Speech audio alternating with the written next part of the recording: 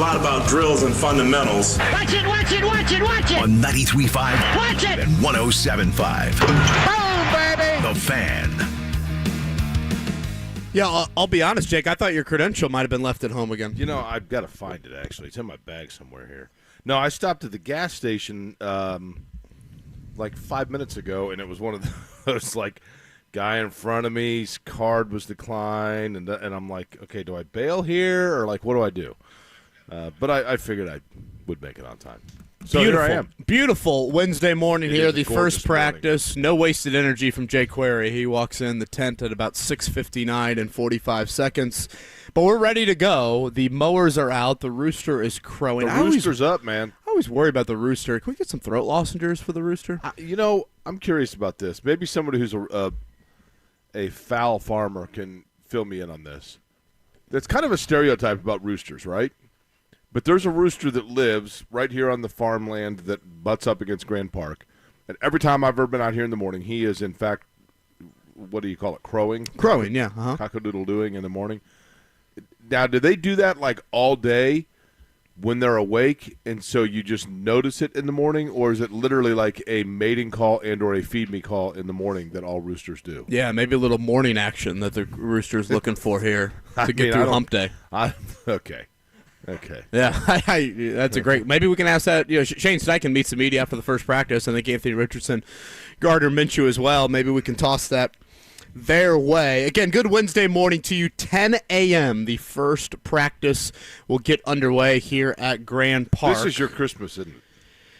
You know, it's an exciting professional time for me. I'm not going to act like, This is your month of May? Christmas and, kids' birthdays and just spending time with the family on vacation, etc. Obviously, those are things that I probably enjoy a little bit more than work, but I certainly love what I do. And, I do appreciate the fact that now we start to get some answers. I mean, we've been talking about these questions endlessly for the last X amount of months, and now, again, you start to get some answers on some of these things. They aren't going to happen maybe as quickly as others would like. That's part of professional sports, but I do feel, and I'm curious if you feel this as well, Jake, I do think there is an anticipation and an intrigue from the fan base that hasn't been there in quite some time. Yeah, I think any time that you have a changing of the guard, here's the thing, Kevin. We have known for the last couple of years, basically who the quarterback was going to be for the Colts, but this is the first time that it's been a complete tear-off of the calendar and a fresh start. Carson Wentz would be the closest, but we knew who Carson Wentz was. In other words, we had seen Carson Wentz as an NFL player, so there wasn't as much intrigue about him. Now, obviously, how he was going to mesh in here and was he going to be the franchise guy, we ended up getting that answer, right? And it didn't work out, but whenever you have a young quarterback like that, for the obvious reasons, yeah, there's a whole different – that changes everything about your franchise. You look at some franchises like the Chargers. I'm sure you saw the news. Justin Herbert gets an extension for 5 years, $262 million. So that changes completely the pressures on Justin Herbert, if you will. But the first stage of that for any quarterback is getting the keys handed over to you and finding out what you can do. And here we are. And it's going to be a while, but it's better than just simply talking about it. When you think about the last time fans watched the Colts, your head coach was a dude that you pulled off TV. Your quarterback was a depreciating asset and a guy that probably couldn't throw the ball from me to you on that end. And then you look at now where you're at, and you've gotten a modern head coach, one that certainly comes from a recent background with tremendous quarterback success and a variety of quarterbacks in that. And again, you have a quarterback that, to your point, it's going to take some time, but he is a guy that you would think is more of an ascending thing versus the last few quarterbacks that you had. It was how much is left in the tank, and again, it's a depreciating asset at a position where you're just holding on for hope there. And so I think that is why you do see this intrigue, why you see a Friday practice sold out, why you see a Saturday practice sold out.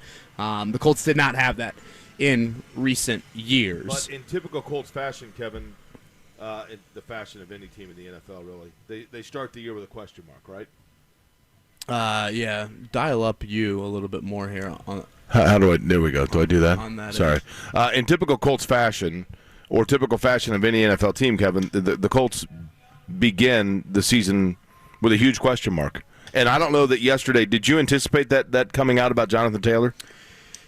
I did not, because just when we sat in the media room, well, I guess two things. One, we heard from Jim Irsay a few weeks ago, and Jim Irsay said that Jonathan Taylor's healed up. Now, Irsay's words, I guess they always have to be taken with a bit of a grain of salt. But when Chris Ballard met with us at noon, and he did throw in the caveat of he hadn't spoken yet with Jonathan Taylor, there were still several players that needed to go through their physical process and still be medically cleared to go. He did not mention him as one of the guys that were going to go on the physically unable to perform list. It was Tyquan Lewis, and it was a rookie tight end, Will Mallory. I did think Mallory's a foot issue, right? Yeah. I did think it was odd, and we didn't touch on this a whole lot because we had Ryan Kelly, who, for those that missed it, I thought the Ryan Kelly interview, and obviously I'm a little biased here, I thought the Ryan Kelly interview was one of the better player interviews we've had in the 2 years that we've done this show. I thought he was extremely candid. I thought he shared some things with us that he hasn't before, not only on the field, but certainly off the field. So I encourage people out there that missed it to end the show to go back and check that out on the podcast. But as we were doing that interview, Ian Rappaport, NFL Network, Adam Schefter, enemy, if you will, he tweeted out that, and I'm paraphrasing a little bit here, but there were some questions on if Jonathan Taylor would report to training camp. Right. Now, a few minutes later, the Colts sent out a tweet of a picture of Taylor walking into Grand Park for training camp. I found it a little bit interesting, Jake. As the day moved along, Jonathan Taylor, who is not a frequent liker of tweets, did find his way into some tweets and liked one from a fan that had responded to said picture and said, JT's face looks like, and the meme of Marshawn Lynch of I'm here so I don't get fined was the picture. Right. That was a like from Jonathan Taylor. Stephen Holder's going to join us in a bit, Jake. It smells a little fishy here. It just does. And I know with Jonathan Taylor, I would never use that word. I almost find myself hesitant and reluctant to say that. But it's not all adding up. So in other words, let me throw this at you, and you tell me if I'm playing Perry Mason too much here. Okay? I don't think this is necessarily the case, Kevin, but I'm going to present it simply to present all angles. Jonathan Taylor and the Colts come to a stalemate in terms of the contract negotiations. And Jonathan Taylor says, you know what, I maybe I'll hold out then. And the Colts say, oh, okay.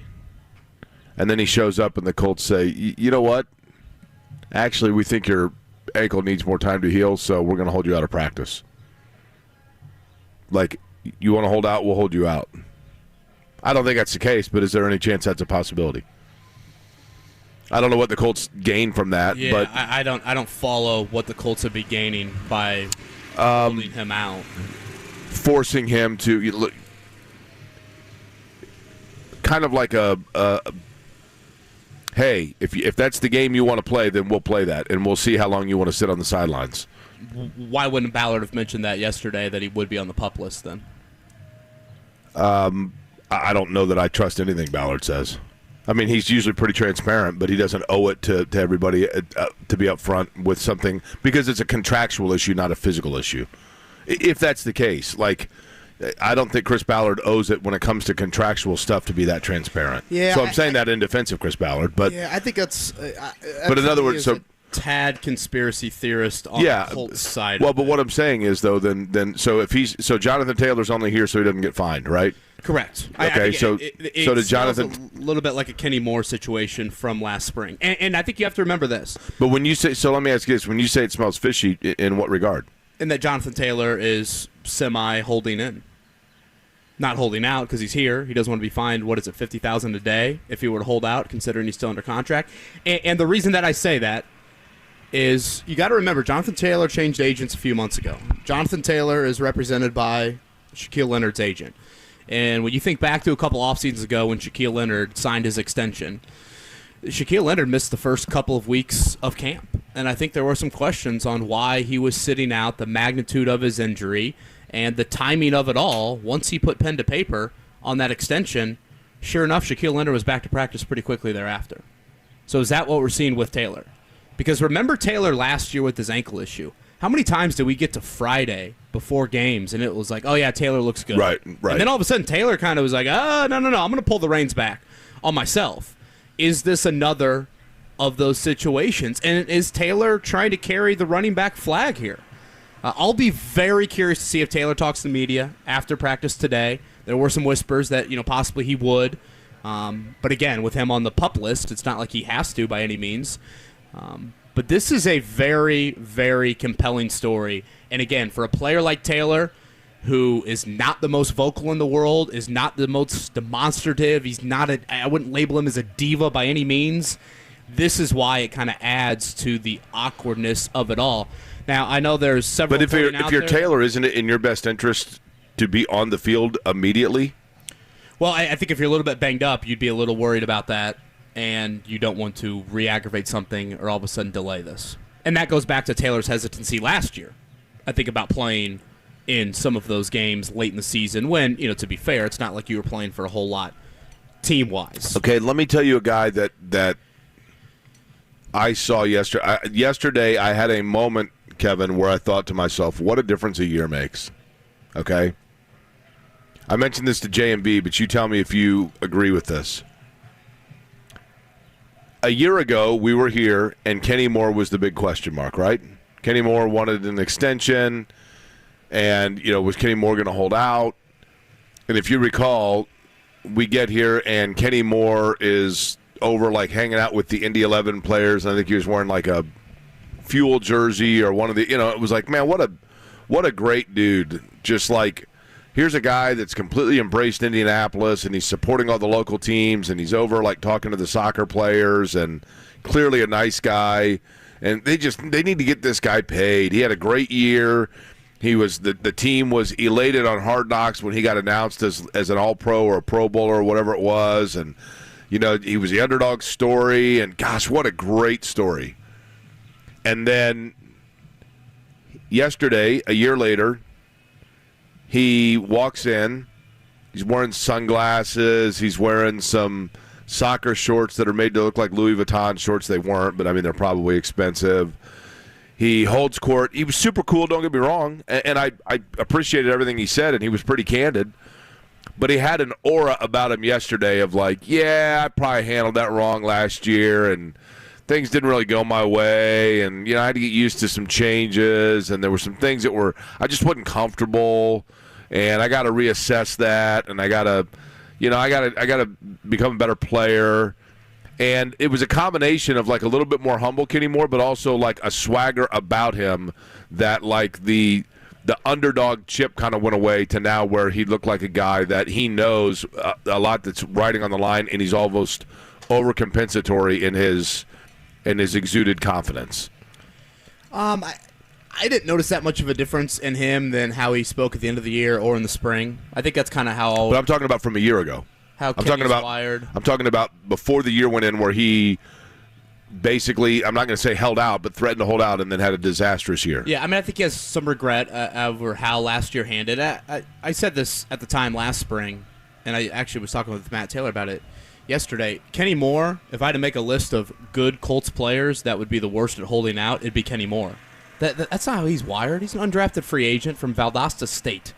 Those dudes don't hold out. Right.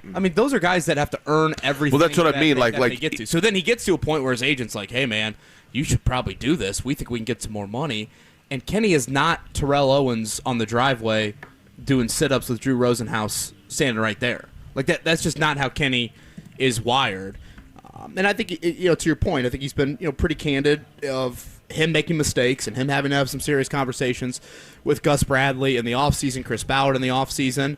And this is a huge year. Kenny always has kind of had a little bit of, he did the entrance with Pato Ward a couple years ago. He's always had a little bit of that, outward cornerback confidence as well of, while he has certainly earned a whole lot in getting to this level in the NFL, there is a guy that wants to be paid for the respect that he feels like he deserves. And I think that's what a little bit of that was. I thought it was interesting, though, that he basically admitted, like, yeah, I pretty much sucked last year. Oh, yeah. No, he's been very honest about how poor he played last season, and the numbers certainly back that up. Again, good Wednesday morning to you. We are live here at Grand Park. First practice at 10 a.m. for the Indianapolis Colts. Shane Steichen will meet the media afterwards. Certainly on today's show, a whole lot of Chris Ballard reaction from yesterday. We'll play some Ballard clips. I thought, in a way, Jake, when you have the Jonathan Taylor news come out around whatever it was, 5 o'clock yesterday, it kind of overshadowed probably the biggest positive from yesterday, and that was Shaq Leonard will not open up camp on the physically unable to perform list. He has passed his physical. He will slowly ramp things up in a practice setting.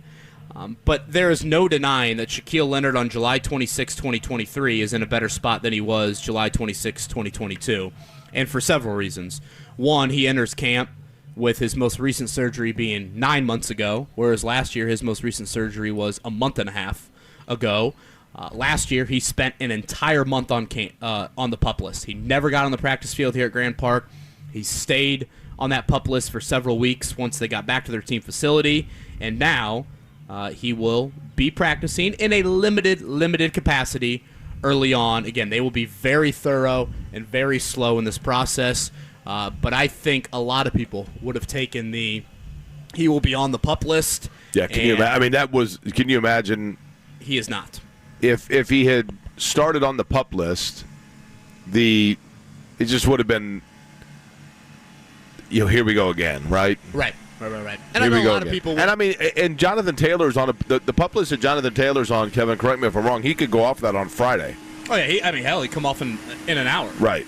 And I know there are some reports out there that indicate that Taylor's stay on that list won't be too long. Again, I would love to hear from Taylor. I think he's the one in this situation that needs to try and provide some clarity on what his goals are right now. It's amazing how they maneuver that lawnmower like that. That parallel parking. I wish I could do that. Here's the other question: what is he? Is he mowing? He's not mowing, right? Is he just like drying the field? What is he doing? Oh, I think you're fine tuning. It doesn't need to be mowed. A little mowing lines here. You want these fields looking in pristine condition. They look pretty pristine to me. I don't remember the painted end zone yesterday. Now we got it, right? Yeah. Did you stencil that after the show? They've got everything going on out there. To get back to the Taylor comments for a second, I thought from Chris Ballard yesterday we had more public love for Michael Pittman than we had Jonathan Taylor. I thought from Ballard yesterday, for the first time, I smelled a little bit of Chris Ballard speaking to Jonathan Taylor's agents.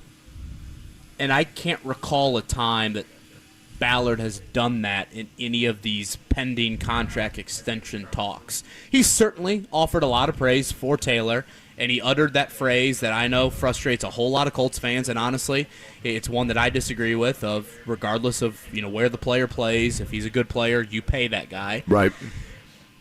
But he also on several occasions went out of his way to mention, we've got a new coaching staff. We've got to evaluate everybody. We were a 4-12-1, whatever the record was last year, football team. We've got a lot to kind of go through and play out. And yet when he talked about Pittman, the guy that hasn't achieved the same sort of individual production that Taylor has, he didn't go there. He has to realize that Pittman's a critically important piece for him, right? Certainly. And I would make the argument that I think Pittman is more critical to Anthony Richardson moving forward than Jonathan Taylor is. But I just thought the Ballard comments, and I'm looking forward to chatting with Stephen Holder, who's going to join us, because I know Stephen has been all over this Taylor story. I know he's got some thoughts on it. He's going to join us coming up in the 9 o'clock hour. But I just kind of walked away from yesterday thinking, man, for the first time, I feel like Ballard again was, I don't know if he was trying to create some leverage, but he was talking a little bit more to Taylor's agency than the vibe I got from Michael Pittman. Yeah, here's the thing I've always felt about GMs in any sport, Kevin, and I'm not saying that I think Kevin Pritchard's kind of learned this, but I think when it comes to being a general manager, just being completely upfront in the end, and it takes a while, and that's the challenge, right, is this is one of those things that you have to be in the position a while to earn kind of the right or the benefit of the doubt to be this way. But I think a general manager's best approach at all times is to be as totally upfront and honest with players and agents as possible and not try to play chess.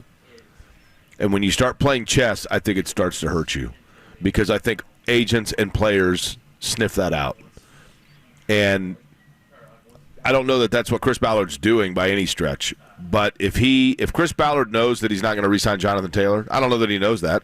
If he thinks that, or if he suspects that, or if he's exploring that, I think he needs to be up front and say, listen, here's where we are. This is what I see in our future. Or, hey, this is the challenge that I have or whatever. I just think you need to be totally transparent, and in the end, I think players respect that. I think when you start, and again, I'm not saying this is what Chris Ballard is doing, but I would understand it, why you would think it this way if you were a GM, but I just think it's a dangerous way to do it, of not mental games, but trying to posture it or position it to get the most out of the player without having to re-sign him. I just think you've got to be transparent and upfront. And it may not work out with that player, but in the long run, it pays dividends. It's really fascinating to me when you think back to Taylor's comments at the end of the spring, which is the last time we've heard from him in kind of a public setting. He mentioned that he wanted to retire as a Colt. Right. And he was very public about that. And again, yesterday, walking away from Chris Ballard's media session, and we heard from Michael Pittman yesterday. Michael Pittman continues to play it extremely close to the vest. I'll let it play out. Whatever happens, happens. I'm not going to get into that. That's stuff for my agent. He says all of that. Yet you walk away from listening to Ballard yesterday, and the guy that has publicly said he wants to retire as a Colt, in my opinion, you've kind of tempered a little bit of a public stance on him. Whereas the guy that has said, yeah, I'm good, we'll just play it out, see what happens, that guy you continue to show. And Ballard has always been this way with Pittman. He has always said that he absolutely loves him, what he stands for, what he brings, certainly loves his work ethic. I've mentioned this about Pittman before. I think you watch him play on the field. I don't see any USC pretty boy from Michael Pittman right. when he's out there on the field. I mean, and Ballard loves that. And I think he lives here all year round, doesn't he? He's at Pacer games all winter long. So Pittman's got to be. I mean, I think it is funny, isn't it? Like Pittman does not seem like L.A. glitz and glamour guy at all. Not at all. No, not at all. He certainly, you could tell he's been instilled with some work ethic. His dad was a 10-year, 11-year guy in the NFL. So some very interesting comments from Chris Ballard yesterday. We will, again, play some audio on that front. 10 a.m. today, the first practice.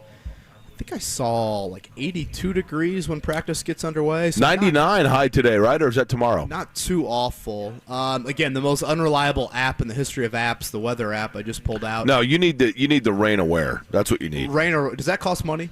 It might. Are you like me where every 3 weeks you get something like your Apple receipt, and it's like, what is this? Yeah, I do get a 99-cent thing once a month. I'm like, is that worth $10 a year? Half the apps that I'm like, wait a minute, what? I'm paying for that? Rain Aware is $4.99.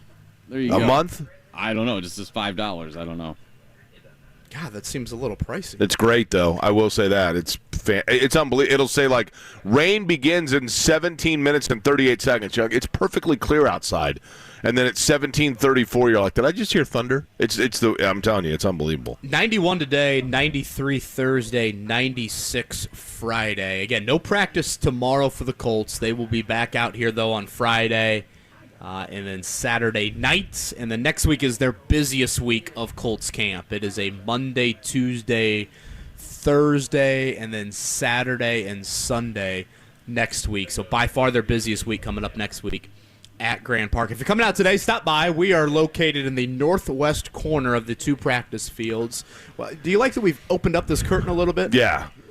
Although it wasn't easy to get to because we're kind of roped off. Yeah, we are a bit roped off, but I think with Colt City, I believe you can walk down here. We're kind of in the media area. For those that have been out here in prior years, we're in the same general vicinity that we've been in. But I feel bad because we have the promotions guy and gal set up right across the way from us for the station. And nobody can come in here, right? Yet. 9 o'clock. People can But they can't come in this tent. Well, no, maybe they can go, I don't know, You know what chat I mean? with them over at the fence. Do you think Matt Ryan could complete a pass to that fence right there? No. Nope. The rope was a Jake Query, contract demand, right? Not at all. Get these people away from me. No. I want people to be able to come right up. Mark, there was a moment today I thought it might have been you and I Yep. for the show. Come on now. How long you guys worked with me? Well, that's why we thought that way. That's why we happened. didn't call you. We were like, One of the great compliments that I've ever received. was this about your nostrils? I have wonderful. Now my sense of smell is amazing. During practice for the Indy 500 this year, when we were doing in the booth, we were doing practice coverage from 12 to 6 every day, and Nick Yeoman and I were in the booth together. And Alex Wolf was the pit guy, and Alex Wolf later told me, he goes, yeah, he's like, I'd never worked with you before, and it was like 2 minutes before noon, and I said to Nick, I'm like, do I need to stay up here? Like, Jake's nowhere to be found. And Nick goes, oh, he'll be here. Just watch. And he goes, and like literally 5 seconds before you went on, you just walked in and threw on the headsets. I'm like, well, yeah. Yeah, we also thought that at Friday, the NFL Combine, and we saw how that worked out. Mm-hmm. By the way, I think my credentials in my car. On that day. He is Jake Query, as if you needed any sort of reminder on that. I am Kevin Bowen. Again, live here at Grand Park. It is a glorious-looking Wednesday in Westfield. The first practice for the Indianapolis Colts at 10 a.m. Colt City opens up at 9, so fans will start to trickle in at 9 o'clock. Again, for those that have not been here to a Colts practice before, I would get here in that 9 o'clock hour. Players oftentimes get out in the practice field relatively early for some stretching, just some working out, and it's a great viewing experience from how close you are to the action. Matt Gay, kicker, going to join us here, the new Pro Bowl kicker for the Colts. He's going to join us here coming up a little bit later in the 8 o'clock hour. We'll continue to give away our 4-pack of tickets to the state Can we fair. call him former practice squad member, Matt Gay? Former Colts practice squad guy, yeah. Do you think he'll go for that? During the COVID year. Was that when it was? Yeah. Matt Gay was a member of the Colts, then went to the Rams, had great success there, and the former 5th-round pick, which obviously very high for a kicker. He has certainly reached that talent, and we'll chat with him coming up a little bit later. Thank you for listening. Kevin Aquari right here on 93.5, 107.5 The Fan.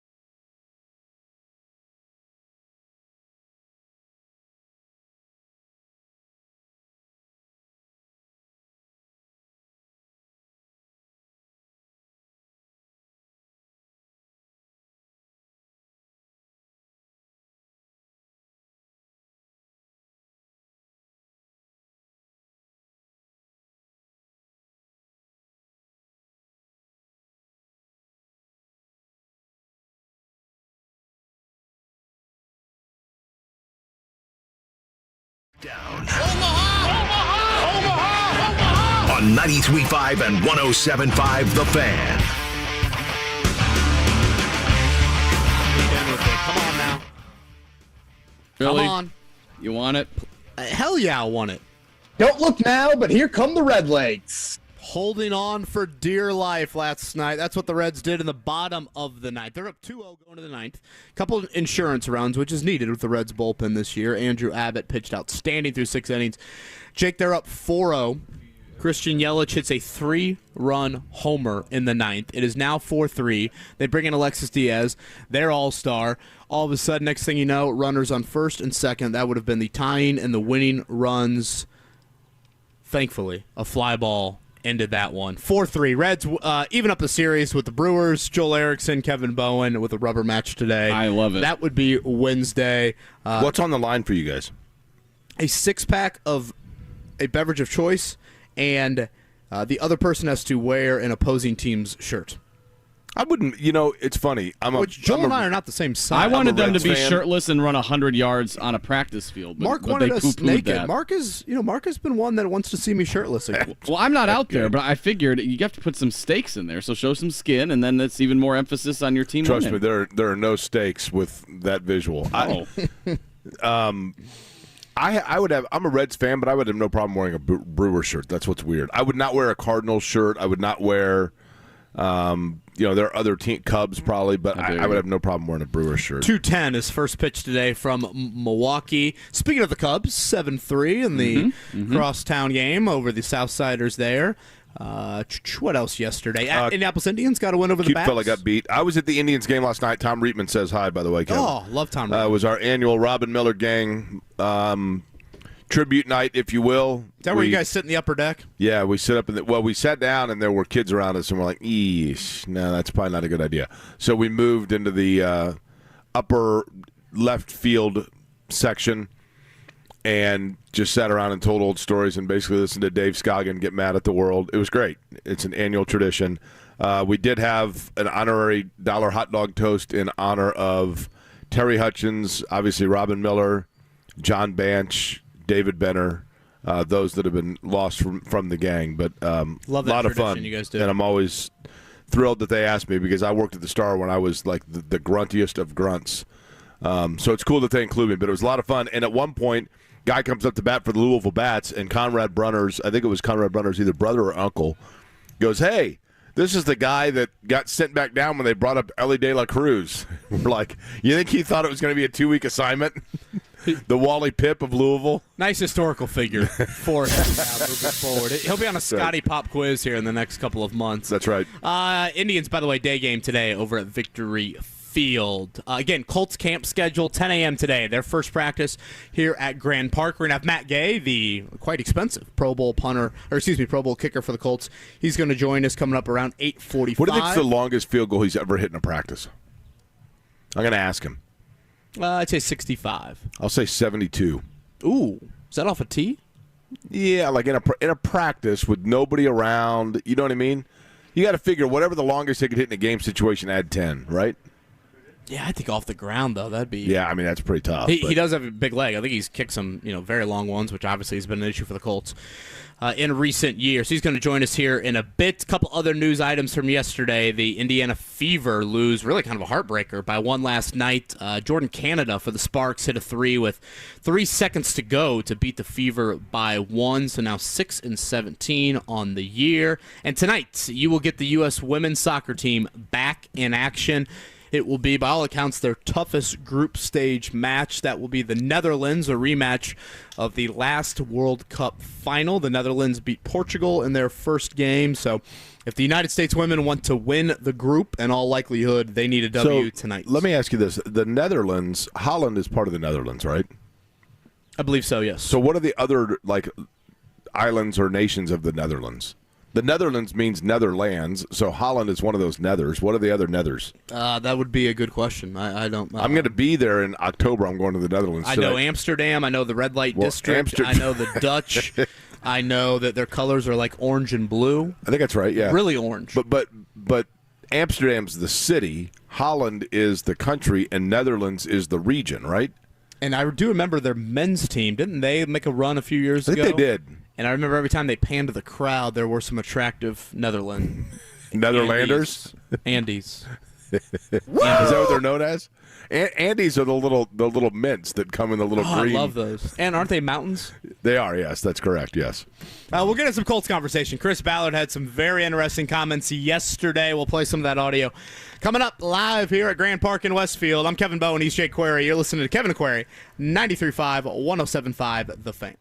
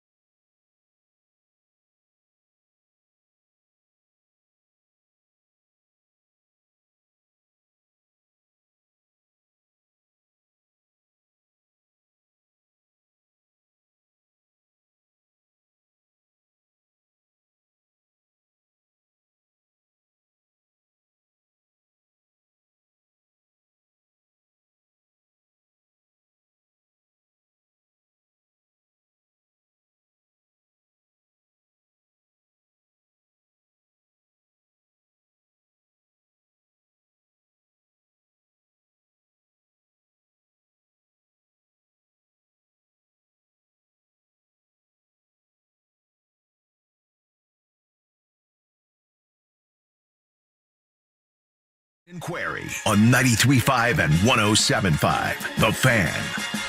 When you think, Kevin, of the old John Facenda NFL films with this music, and the old guard, like the Steve Sable era NFL films, with John Facenda commentating it, do you think of them talking more about the grueling dog days of camp or the cold, bitter nastiness of Chicago and Lambeau? I see a negative 10-degree playoff game between the Vikings and Packers. That's fair, yeah.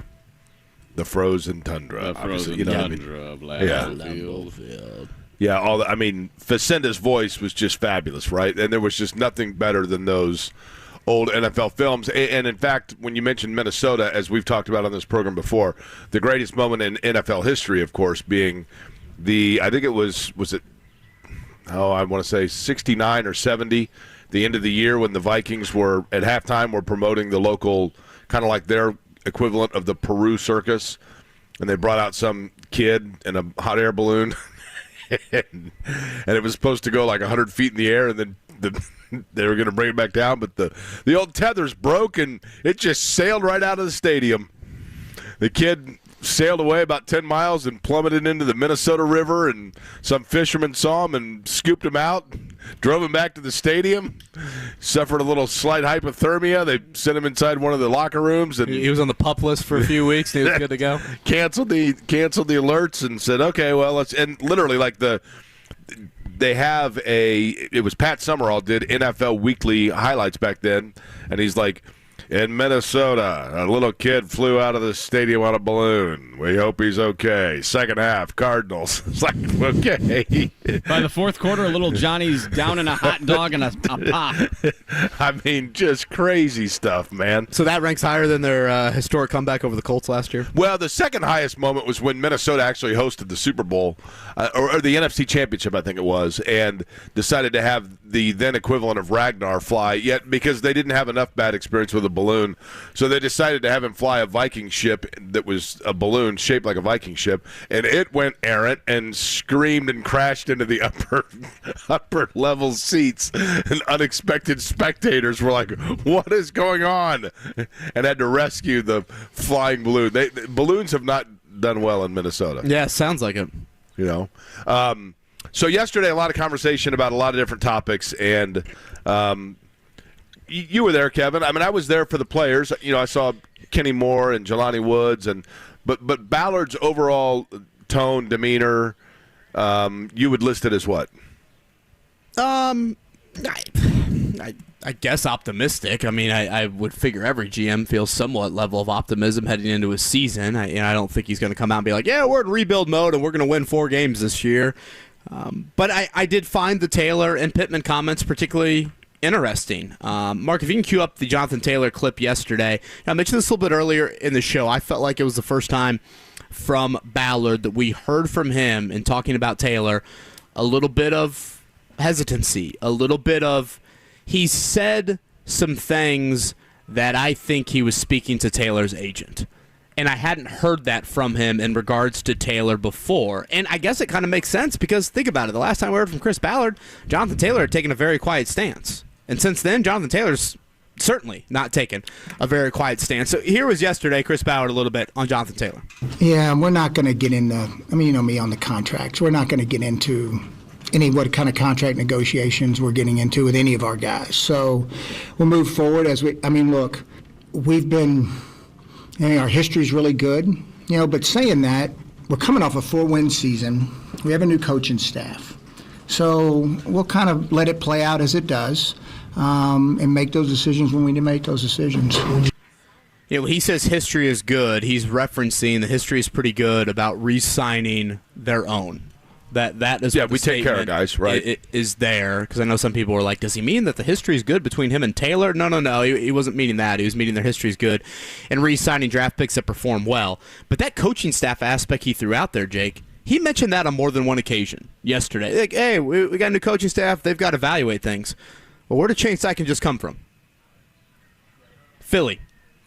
What happened to Philly's leading rusher in the offseason? Well, their leading rusher was...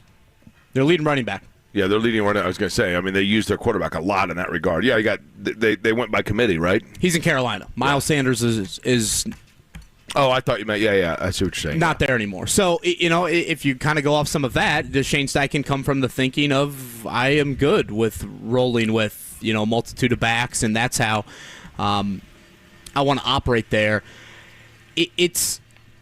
There just seems like there's a little smoke with this Taylor thing. And you can point to several things.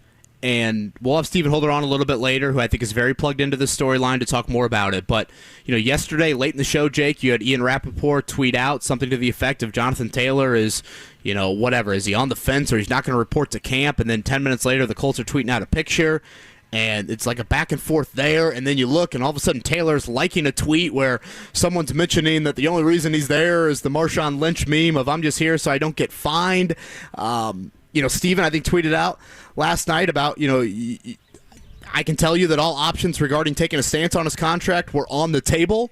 Is this pup situation a little bit of that, considering he's coming off the ankle surgery and he was very cautious in returning to the field last season? Rappaport does not tweet that out, Jake, out of nowhere. I think there is some reason for that. And the Shaquille Leonard agent connection, I think, kind of adds to it as well. We saw Leonard do something similar in regards to his health before signing an extension a few years ago. And that's why I think my antenna is up a little bit with this. To me, the most interesting comment Chris Ballard said there. Mark, play that exact clip again, and I'm going to tell you when to stop it. Keep my mic up. I'll tell you exactly when to stop it when Chris Ballard says the most key part of that soundbite. Yeah, we're not going to get into, me on the contracts. We're not going to get into what kind of contract negotiations we're getting into with any of our guys. So we'll move forward look, we've been, our history's really good, but saying that, we're coming off a 4-win season. Boom, right there, stop it. We're coming off a 4-win season. What do you think about Jonathan Taylor, Chris? I think he's a great player. I think he's a great guy. We're coming off a 4-win season. What do you think about Jonathan Taylor in terms of securing him for the future? I think he's a really important player. I think he's a great player. I think he's a good guy. We're coming off a 4-win season. That's his subtle reminder. That's his little jab. Jab's probably the wrong word, but that's his rightful, subtle reminder of, look, you guys can go on and on and on to me as his agent, as his representative, as fans, whatever, about how critically important this guy is. We had him last year. We won 4 games. There are other things that are bigger priorities, and he's a critical piece. Don't get me wrong, and he's a great player, and he's a good guy.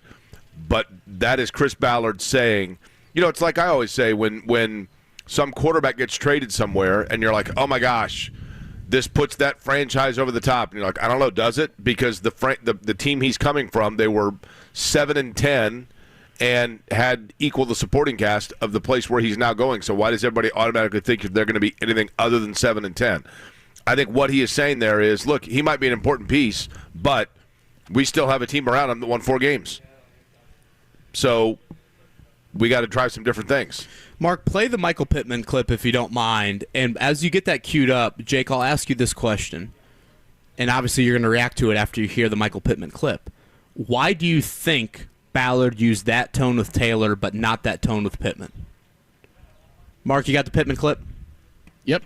Here we go. Here's Michael Pittman in relation to, here's Chris Ballard, I should say, on Michael Pittman from yesterday. I love Pitt. That freaking dude likes to compete. And he had frustrating moments. He was frustrated because he's a competitor.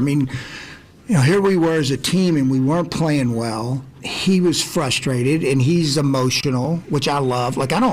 I don't mind guys that are emotional and care because they want to win. And guys that want the ball. That stuff doesn't bother me. I would rather have a guy like Pitt who wants it and wants to win and does all the little things competitively right, instead of a guy that just kind of accepts who his role is. So having him, his presence, his competitive nature, the way he works, he'll be a little limited early just because we'll be careful with him here this first week or two. But he has been diligent in his work ethic, getting back from this injury. He is highly competitive, and he's a big piece of what we do.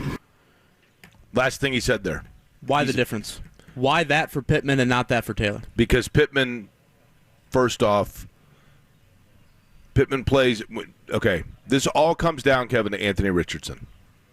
The Colts have. This is different than Phillip Rivers. This is different than Matt Ryan. This is different even than Carson Wentz. Chris Ballard's future, Chris Ballard's reputation, Chris Ballard's legacy as a general manager is now all in the basket of Anthony Richardson. So because it's in the basket of Anthony Richardson, he's got to do everything that he can to make sure that Anthony Richardson is a success story. Because Anthony Richardson's success or failure is going to define the long-term, and for that matter, even, I say short-term, but let's say 3-year and beyond, hold of Chris Ballard as the general manager in the NFL of the Indianapolis Colts. He knows that Anthony Richardson is the engine, the transmission, and the keys to everything of his future. So therefore, he has to make absolutely certain that Anthony Richardson from the get-go is given all of the training wheels necessary. And the reality is in 2023, the training wheels for a babied quarterback is a wide receiver and a comfortable, comfort level, big target over the middle that's reliable for him. And yes, Jonathan Taylor is absolutely an important piece to that, but Jonathan Taylor is far more, even though he is an unbelievable talent, and there aren't necessarily the running backs that can execute the running back position to the level of Jonathan Taylor, what would be asked of a running back that is replacing Jonathan Taylor is an easier fill than what would be asked for a wide receiver that would be replacing Michael Pittman. He knows he has to have Pittman because that's what's going to allow Richardson to get off and going. So based off that, you think a better chance Michael Pittman is re-signed versus Jonathan Taylor? Yes. Yes. Is that a change in thought based off what you have felt for the last couple of months? No. Because I think Taylor is a wonderful player, but I think Taylor is a more fungible position. I think Taylor's, here's the thing, and this is where it gets tricky. That's interesting because isn't that different than how the Colts have always operated? I mean, they've re-signed the guard, they've re-signed the linebacker. No, you're right. They drafted Taylor in the second round. You don't draft a dude in the second round if you're going to bail on him in 4 years. Here's the thing. Well, they drafted him in the second round under a different regime. Well, no, and Ballard drafted him. I'm saying coaching. He keeps talking about, like, new coaching. We got new coaching staff. We won 4 games. We got new coaching staff. We got to see. We're going a new direction, et cetera. Again, none of this is meant as a slight at Jonathan Taylor or his skill level. I think he's a tremendous talent, and he is a home run hitter and an exciting. Jonathan Taylor puts fans in the stands, no question. And he won them the New England game, no question. But there's a new sheriff in town, in Shane Steichen, and you are going now with every single move the Colts are going to make for the next 18 months are going to be centered around making life as acclimated and easy as possible for Anthony Richardson. And now, Jonathan Taylor, on the other hand, if I'm Jonathan Taylor's agent, what I'm saying is, and this is where the yin and yang and the tug-of-war becomes interesting. If I'm Jonathan Taylor's agent, what I'm saying is, and I think they know this, Jonathan Taylor is more important to the Colts than he probably would be to other franchises. And I would be leaning on that. Hey, listen, you need this guy to be one of those things that is alleviating pressure off Richardson. But the receiver is the comfort level from a quarterback standpoint. I still think both of these guys are going to be here long term. But I thought yesterday was really interesting. And I think Jonathan Taylor is pretty darn dug into the sand. And how he reacts to all of this is going to be fascinating to see play out. We'll continue this conversation, play some more Chris Ballard audio live here at Grant Park. Kevin and Query on a Wednesday. Jake Query.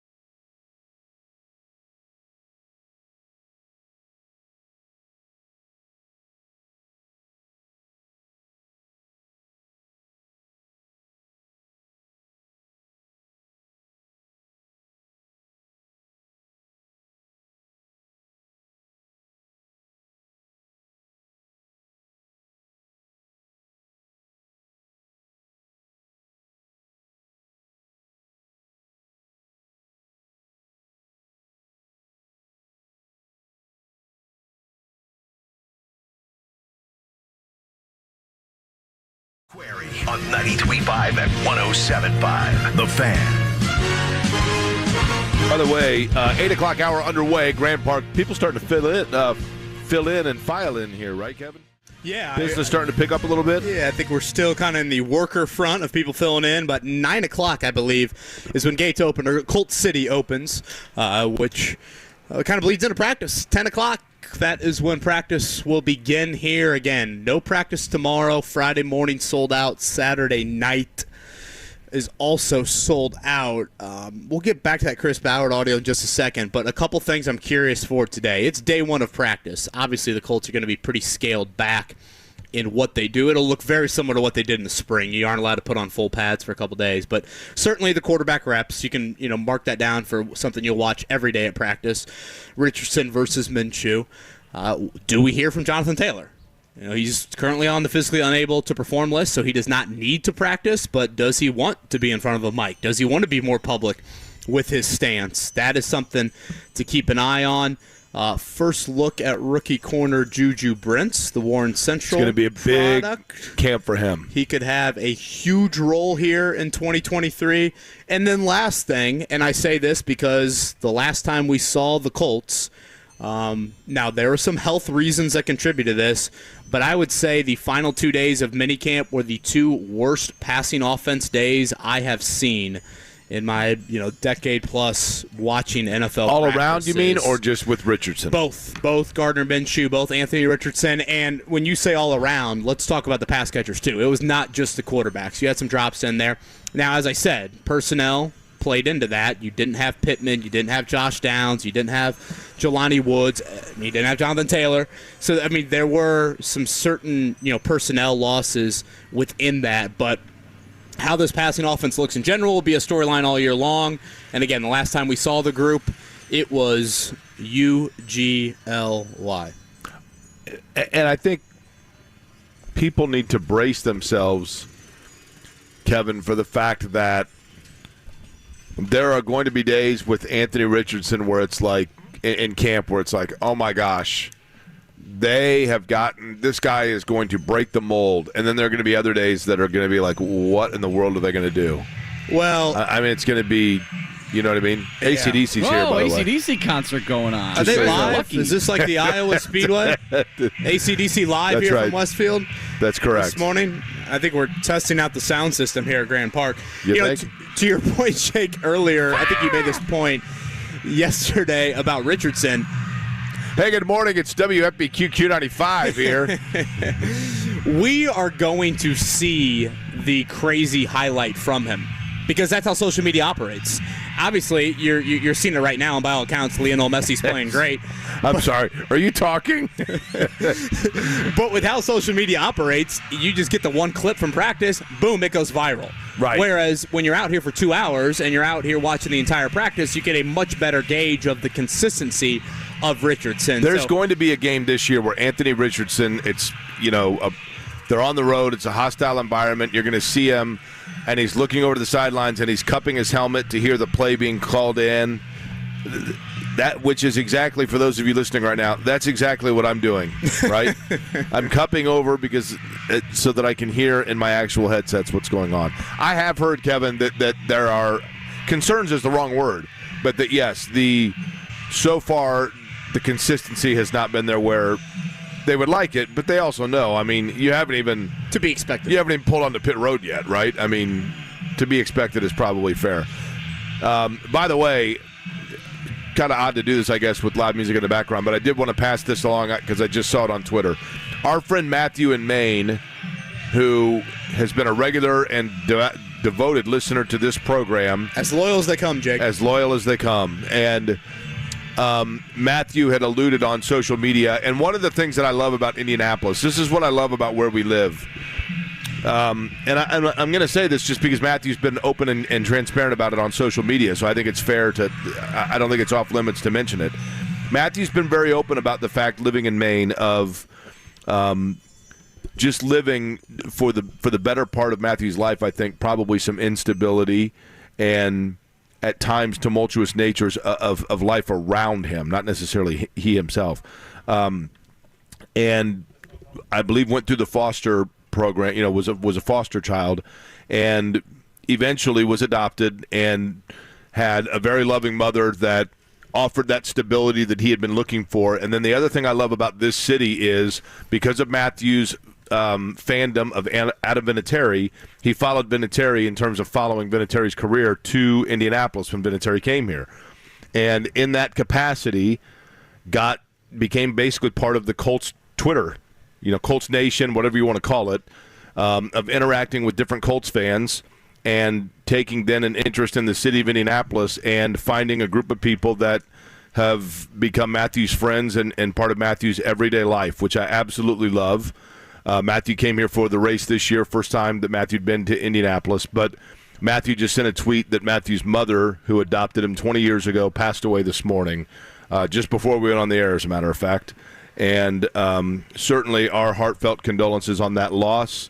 And in addition to that, the reflection of the triumph or the joy of the fact that is somebody who brought Matthew what Matthew deserved in life. So certainly our condolences, not only from this show, but for the people that know Matthew on Twitter about that loss. Yeah, I just texted Matthew a little bit earlier and mentioned to me of losing your parents before the age of 34. You and I are. I'll be 34 in September. I'll be 51. You're obviously older than that, and to have both of our parents, we're certainly very fortunate for that. So yes, like you said, Jay, condolences to Matthew.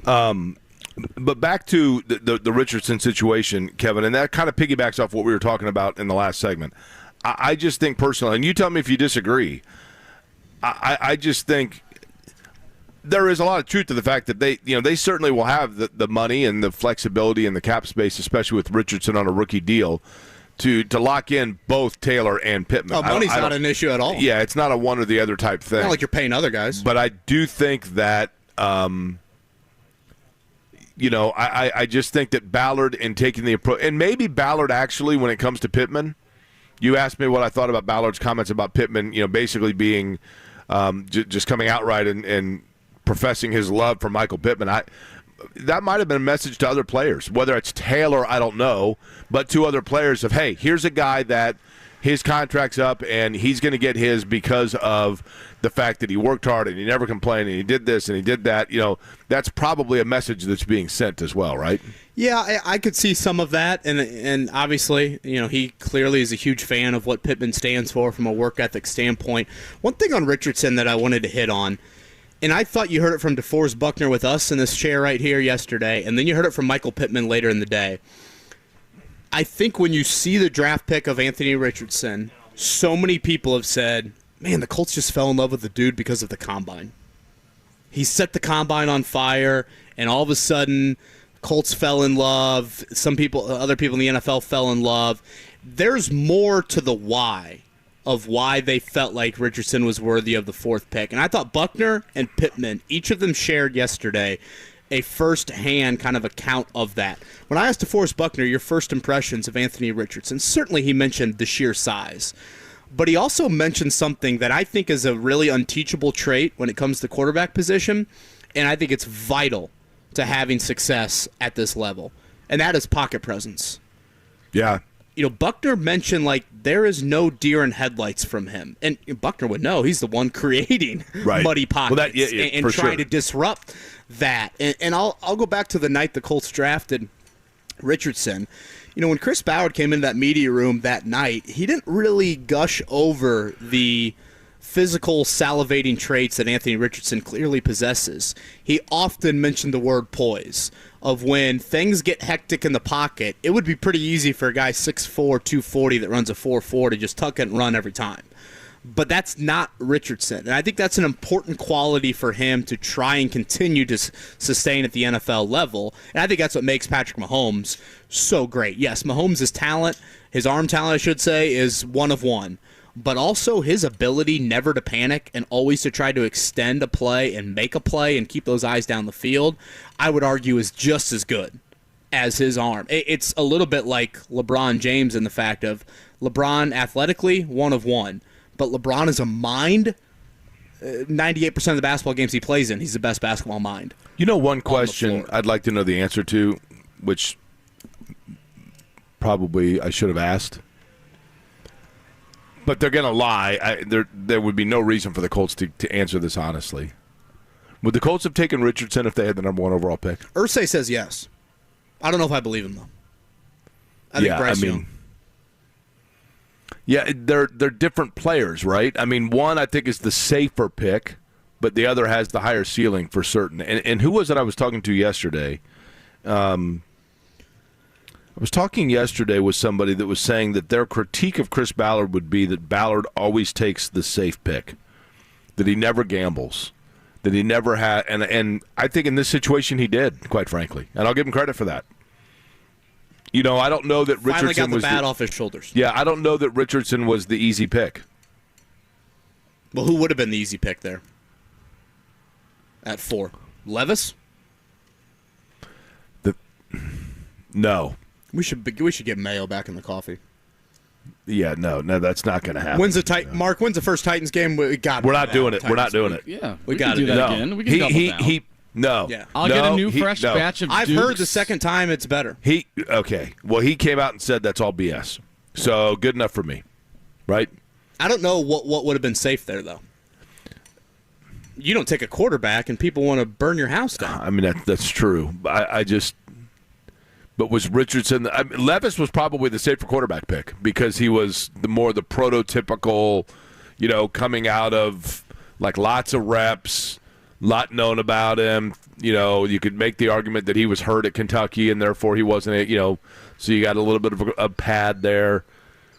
Richardson was a little more of a flyer is probably the wrong word. I mean, but he is – really high reward, but some risk. The other Richardson-related comment I wanted to get to and kind of the why behind the Colts made this draft pick, Michael Pittman talked about this yesterday. The Colts did a 3-day camp. This is all voluntary. I think all players had to pay their own way to it a few weeks back during the summer break down in Miami. And Gardner Minshew and Anthony Richardson and Sam Ehlinger led meetings, and then they got on the field in Miami to do some routes versus air and some walkthrough stuff, and pretty much 95% of the skill players were there. I think Jelani Woods had a personal matter, so he did not make it, but a lot of the skill players were there. And Pittman kind of walked away from that, and a feeling that he has with Richardson is the dude works too hard not to succeed. And, certainly there are other factors that are going to be at play here, and you don't truly know until you take off the red jersey and you get into these moments in the NFL. And, I mean, hell, you see the guy in a 2-minute situation. You see the guy in, week in, week out, big-time moments. The NFL, there's no Bethune-Cookman on your schedule. There's no Samford on your schedule like you had at Florida. How he reacts to that. Well, there's the Texans. Well, some people would say there's the Colts after last season. So how he reacts to that, you don't truly know. But I think those are two reasons. Outside of the combine, outside of measurables, outside of testing this in the 40, vertical jump this, height, weight, pocket presence, work ethic. The Colts feel like those two things are there with him, and that's why they felt conviction there at number 4, where they don't view it as, as big of a risk as maybe some others do. So Holland in the Netherlands, same thing. Did you know that? I would have guessed Holland is a part of the Netherlands. Correct. That's what I thought. I thought Holland was like the largest province or like the state of the Netherlands. But according to Wikipedia, which is all-knowing, the Netherlands and Holland, the Netherlands is the country, and then it says informally known as Holland. The pertinence of this is the United States women's national team. How did that come about? Like, did they just have a meeting one time? The Netherlands tonight in Game 2 of their group stage. When the Netherlands was a kid, did somebody start calling it Holland, and so it just went by that from then on? Netherlands is too complicated. Let's call us as Holland. Okay. My parents are big fans of Holland, Michigan. Don't they wear wooden? Do they wear wooden shoes in Holland, Michigan? We call them clogs. Yes. The offensive line. They have question windmills up there. Was another one. Many. Another one from Chris Ballard yesterday. To me, it is extremely and everything's legal up in Holland, Michigan now too, right? You can do whatever you want in Holland. Besides mowing in the medians, right? That is true. They don't mow in the medians. Mark, you have that offensive line clip. Excessive grass both on and off the median. From Chris Ballard got them. from yesterday. This, to me, is the most head-scratching thing of the offseason, given Ballard's affinity for offensive line play, trench play. He was asked yesterday about running it back with the same offensive line. Here was Chris Ballard yesterday on that. Yeah, look, the one thing I think got overlooked was at the end of the year, they didn't play bad. Like, they played bad early, but the last half of the season, they played pretty good football. And then you get Bernard, he's going to take another step. He had an excellent spring. I mean, like with any young tackle, they're going to have some struggles early. And look, he's only going into his second year, so he'll have some struggles, I'm sure, this year too. But he's also grown. So I think as a unit, I think we'll get better play out of all of them. I just felt at the end of the year like we were running the ball really well at the end of the year. And the pass protection needed to be better, which I think will take another step. I think schematically it's going to help with what Shane and them are doing. But, you know, time will be the proof of whether we made the right decision or not.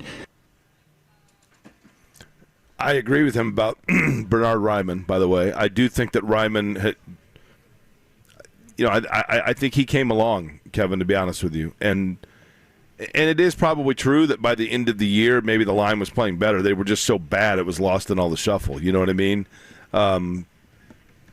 Certainly Jeff Saturday would tell you they were playing better. You know, whether that carries the merit or not, you know, I would assume that he would know, and Saturday's made that claim, but that might have been Saturday also trying to show why he should have been retained. But your wallet fell out of your pocket. I'm grabbing it and some money. Oh, thanks. Yeah. Yeah, well, I mean, that's just the story of my life. You think you would have found that? No, probably along with my credential. Did you see that around? No, I did not see that. Okay. Yeah, it stuns me how they've operated O-line-wise. How they've operated O-line-wise. Isn't that Ballard's biggest belief? Doesn't he always say you built through the trenches, and yet they have made no moves of substance? They drafted a fourth rounder. I mean, I think he feels comfortable with with who they have. So last year was an outlier. That's an outlier. Tony Sperano Jr. is just going to be the savior to the O-line, this new position coach. Isn't that what he's saying? I mean, you are one injury to Braden Smith or Bernard Ryman away. Braden Smith is actually, you know, Kevin, that's the funny thing. Braden Smith is actually he might be the most. He's my most indispensable. Yeah, I mean, he might be the most important piece on that line, right? For sure. Probably the most consistent. I'm going to give benefit of the doubt here. And that's rare for me, quite frankly. But I'm going to give benefit of the doubt and say that yesterday when we had on Ryan Kelly, who you could see when Ryan Kelly was talking about, we do radio, so people can't see this, okay? But you can tell when, do you remember the Reggie Miller 30 for 30 winning time? Oh, of course. In the winning time 30 for 30, they interview Ahmad Rashad. And Ahmad Rashad says every basketball player has that guy in a pickup game that's like, hey, listen, I want the ball at the end of the game, 3-2-1, like I'm putting up the shot. And Ahmad Rashad's like, everybody in the place knows that shot's not going in. That guy knows that guy's all talk. You can tell when a guy's all BS. You can tell when a guy's talking to you about something and is saying it because that's the words that he's been told to recite. Yesterday when Ryan Kelly came on with us and was talking about how his emotions and the challenges that he was going through and the darkness that he found himself in affected his play on the field playing football, you could see it in his face. He was 100% not only being transparent and honest, but he was also still dealing with some of that hurt and looking back at it. You could 100% see it. And he is the center, both literally and figuratively, of that offensive line. And at no fault of his, probably to the contrary, to his credit, he was still out there playing, but he would be the first to tell you, as he did yesterday, in totally authentic and believable, transparent form, that he was not playing at his best level, at his highest level, and he was not all there. And I don't mean that like he was like, you know, going psychotic or something, but he just was going through the motions. He wasn't totally invested in. And I think that had a ripple effect. So I'm going to give benefit of the doubt, Kevin, to say that Chris Ballard is aware of that and feels comfortable that Ryan Kelly is on a different focus level this year, and that will transfer out from the center, both sides, to solidifying their line. Yeah, but isn't the line more than just Kelly?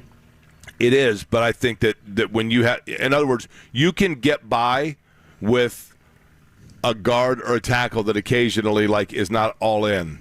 When the center getting by with a tackle, that worries me. Again, I'm talking about you can get by periods. Now I'm not talking long term. You can get by periods where your tackle makes a mistake or loses a focus or has the wrong whatever. I think the center is the most critically important piece towards what everything else feeds off of. I was stunned yesterday when Ryan Kelly said at one point last year he was playing at 285 pounds. Yes. Guess what, Kelly? I don't know that he said he was playing at that, right? Didn't he say he got down to that at the at the beginning of the off season?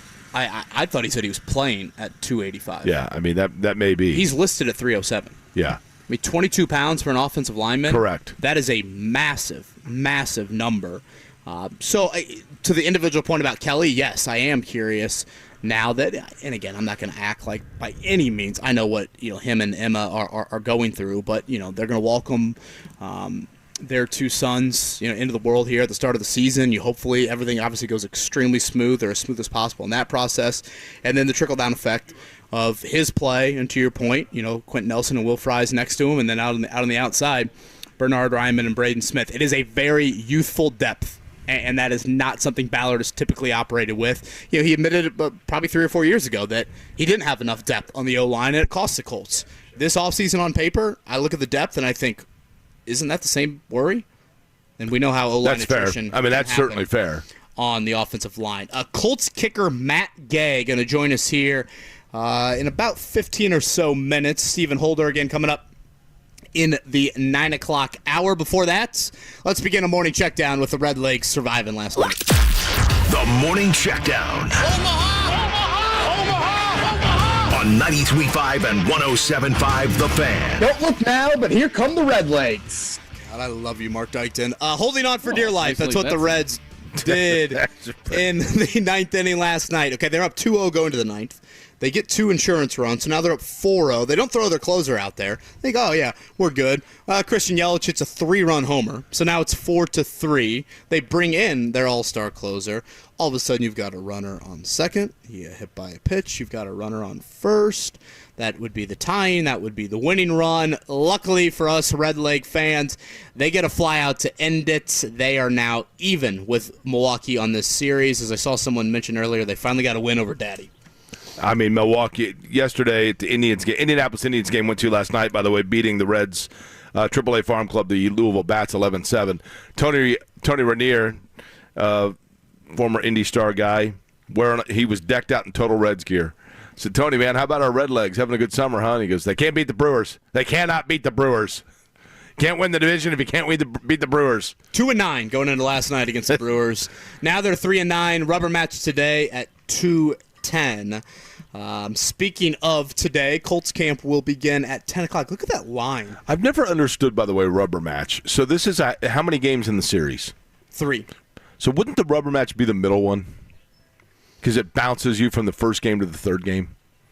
You go boing from the first game, and then the rubber one's in the middle, which gets you to the third game. What's the if the rubber match is the third game, you're bouncing into what? Well, no, because the Brewers won the first game, so then right. The Reds won yesterday. So okay. Then who wins the series now? That's why it's the rubber game, because it's 1-1. The winner, bounces over into the win column, and you get the series victory. Okay, so the rubber game meaning you're bouncing from one column to the other. Yeah, because if the Brewers just won 2 in a row, I always think the rubber game should be the middle of the 3 games, regardless of what happens. Thank you, Mark, for the explanation on that. I've never seen this many fans lined up a half hour before the gates are opening for Colts practice. Well, it's the first day. It's a little toasty out, by the way. So tonight, by the way, did you say in the United States Women's World Cup, it's the United States and the Netherlands, 9 o'clock right? kick again. If the United States wants to win the group, in all likelihood, they need to get this game. 2 teams advance out of the groups. If they go to dinner afterwards, who pays? So it won't be the end of the world. Well, there's a lot of debate over the U.S. women's national team. The and how much Dutch are money very they're getting generous, so paid. we'll pick up the bill. I don't think the Dutch would pay, right? They'd pay their own bill. Was They that would Bernard Ryman there? I don't think the Mark? Dutch would pay the American bill, would they? We host country. We can do it. We will. No, the host country's New Zealand, right? No, but New Zealand and Australia, right? Aren't they both? Yeah, it's hosting? both of them. They'll pick up the tab. The Fever lost last think that's night. the Dutch. Jordan Canada, three-pointer with 3 seconds to go, beat the Fever by 1. A great game out in L.A. They will play again. The Sparks and the Fever coming up Thursday afternoon. 6-17 on the year. The Fever have not won many games here as of. How long is that line? Oh, are you talking about out there? Yeah, yeah. I thought you meant the Fever Sparks game coming up on no. Thursday. I was like, wow, that's not a Yeah, jet Fever by commentary. 4.5, I mean, no. it looks pretty long to me. So I mean, do you it think looks that there is some... upwards of 50 people? is there some jostling in position at the very front of that of people kind of trying to push their way to be able to say that they were the first one in? Well, isn't it general admission seating? So I would think. Yeah, you'd but I mean, wanna have good just for the seats as well. but for the bragging rights. Well, that'd be Like in the 70 20 people say that. I was first in. Yeah, I was the first one, right? Like I say this in all seriousness. I have not seen this much anticipation from a fan base for any Colts training camp. I've not. And that is another example of it. I mean, I've been at Grand Park for 5 years. I've never seen a line like that. well, does that include? Of course, Half hour before training camp. You know, started. it was different though. Where were they when Luck was a rookie? Probably Anderson. Did they have the same protocol? I mean, this is obviously different because of where it's located, right? Sure. Yeah, obviously that helps from a central location, but some anticipation for Anthony Richardson and company. Again, first practice starting at 10 a.m. We'll continue the Colts conversation. Kicker Matt Gay going to join us here in a bit, and Stephen Holder as well. Kevin Aquari live from Westfield, 93.5, 107.5, The Fan.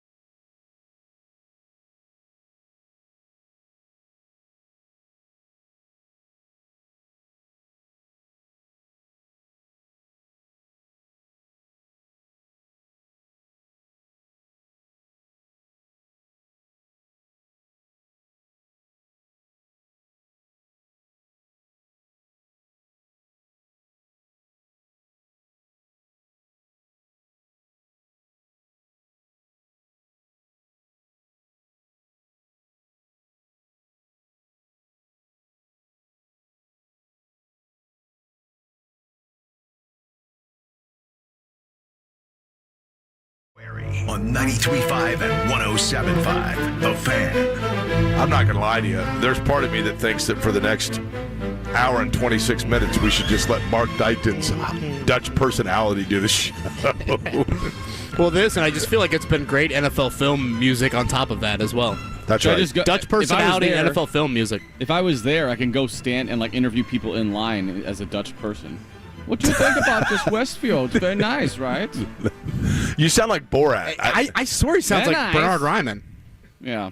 I can do a I think whole I bunch told of you- impressions. Let's do I think I told you Rick Smits, when I was an intern at MTV, Rick Hankey, who was my intern boss, if you will, he was the producer for 120 Minutes. He went to Marist. And I'm like, oh, Marist. I'm like, yeah, Rick Smits went to Marist. He's like, yeah, Rick Smits lived in my dorm floor freshman year. He goes, he spoke no English at all, so we just gave him like 15 porno tapes. And that's how we learned English. Boy, that's quite the thought here. I like you. Okay. Again, that's Borat, Mark. That is, I know. Well, we're talking Borat's from Kazakhstan. He's not. I love America. Has nothing How to was the do with shower Netherlands. situation for Rick Smith? That's a good question there. Can't imagine 7'4", very conducive. You know, Briscoe Rick Tucker, Smits is certainly interesting, couldn't Kevin. speak to that. Frankly, Rick Smits is one of the very few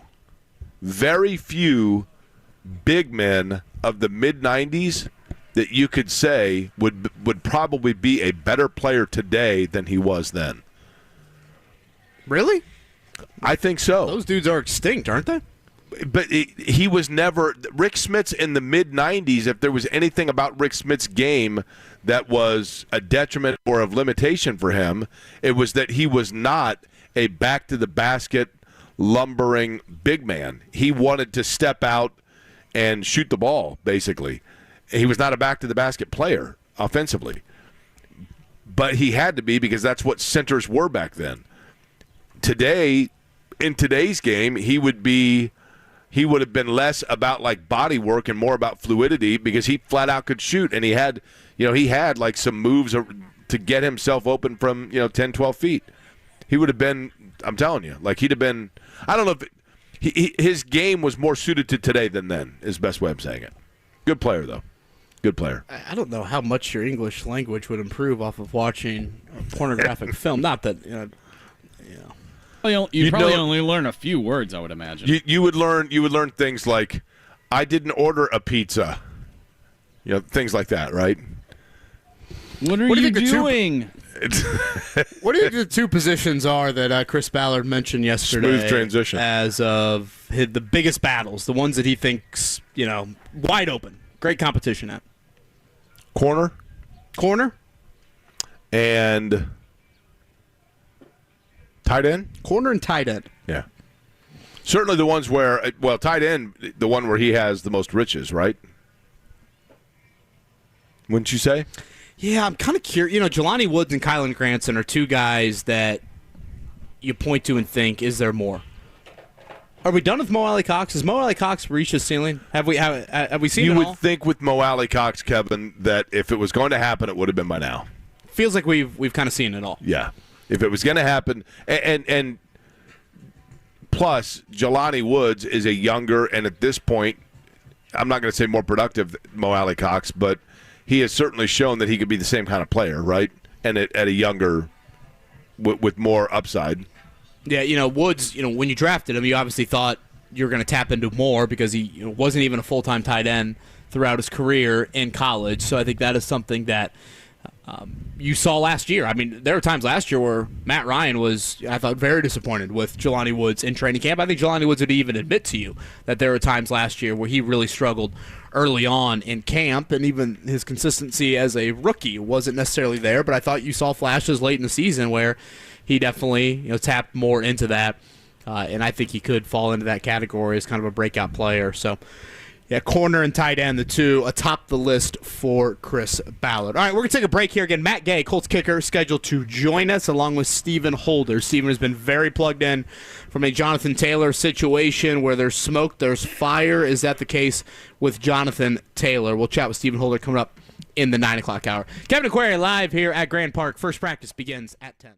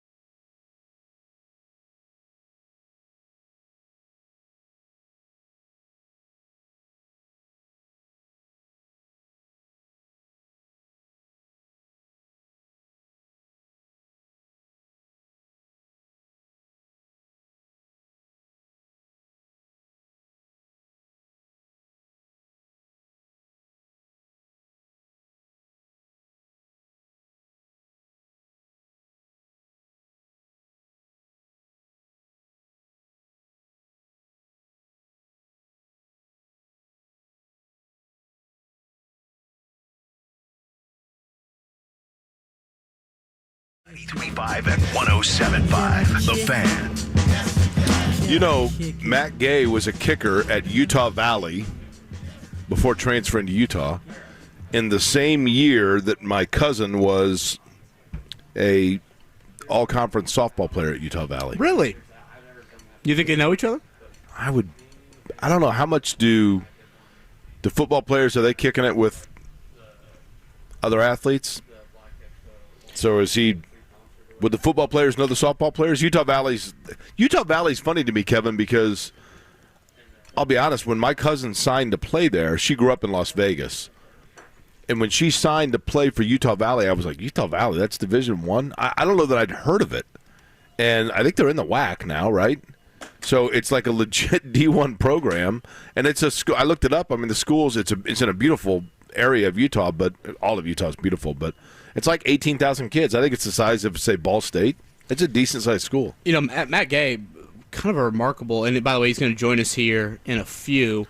He was a fifth-round pick in college. I think at the time, out of college, I think at the time it was the second highest a kicker had been selected, like in 8 years. So obviously he's extremely coveted coming out. He's with Tampa for a year. He struggles. I wouldn't say he struggled like mightily. I think he was still like 75, 80% kicker.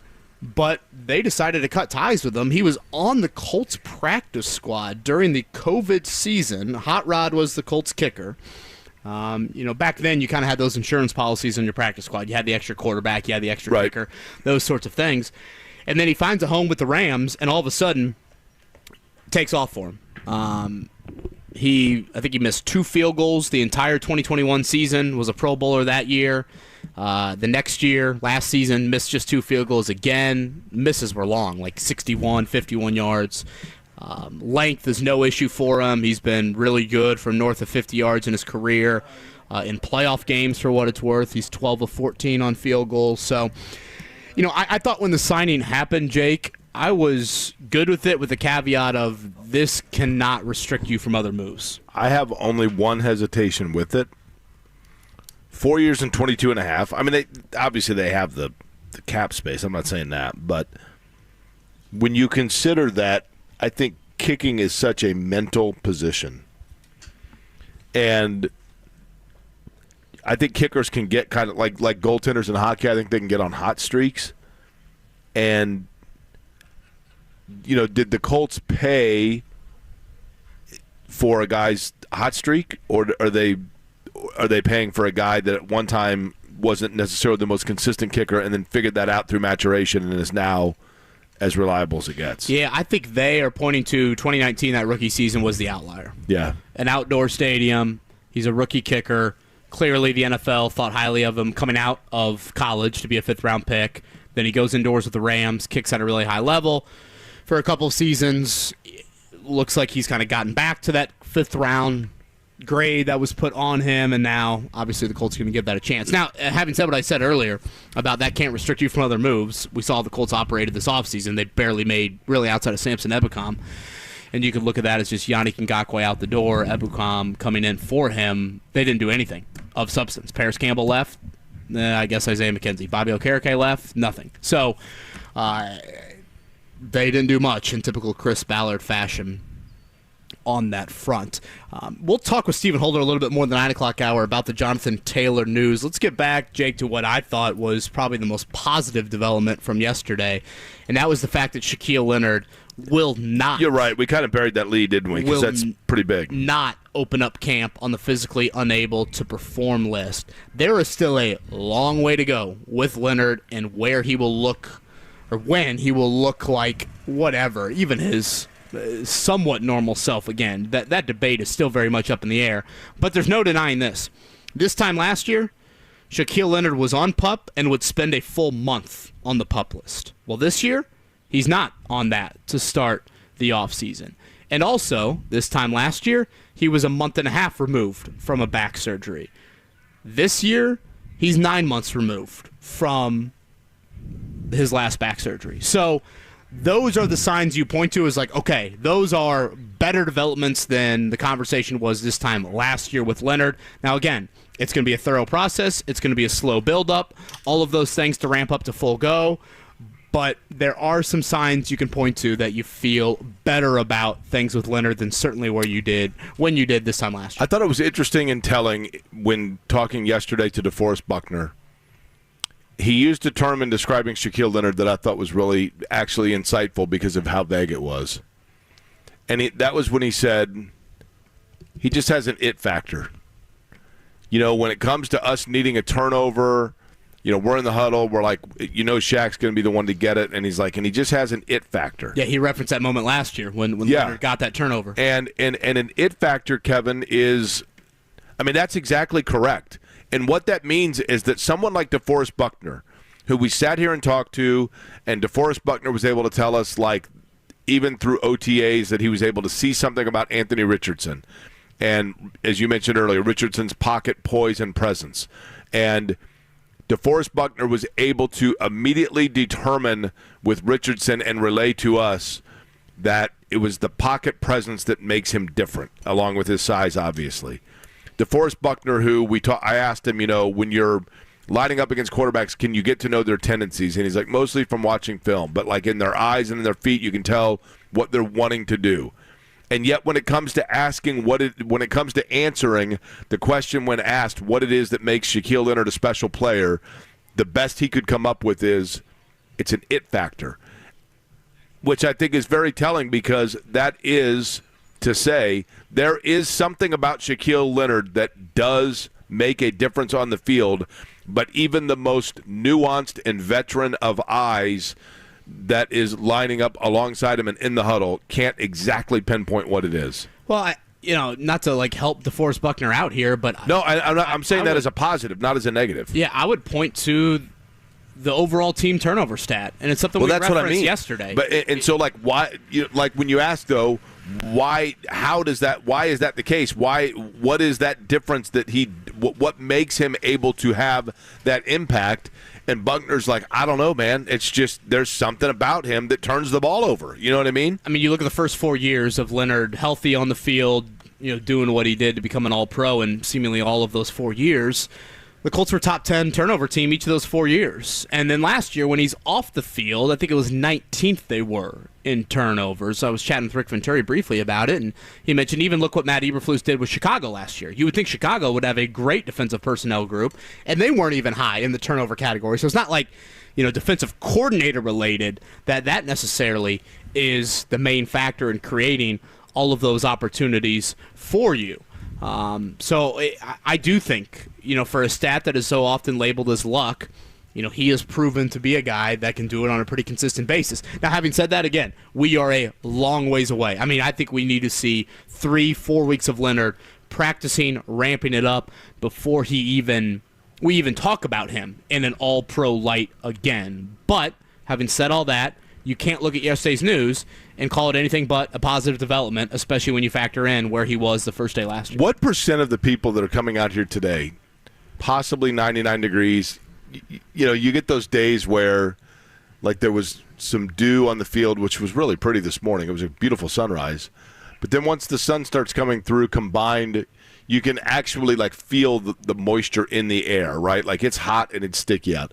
What percent of the people, from coaches to players to trainers, that are coming out here in a working capacity today during practice, if you put a lie detector test on them, what percent of them would admit to, yeah, this sucks, I don't want to go out there? Well, I think the lie detector would be a lot different if they were practicing at 2 p.m. versus 10 a.m. Yeah, that's probably right. Well, I think they look at it, first off, this is not a bad thing to call a job.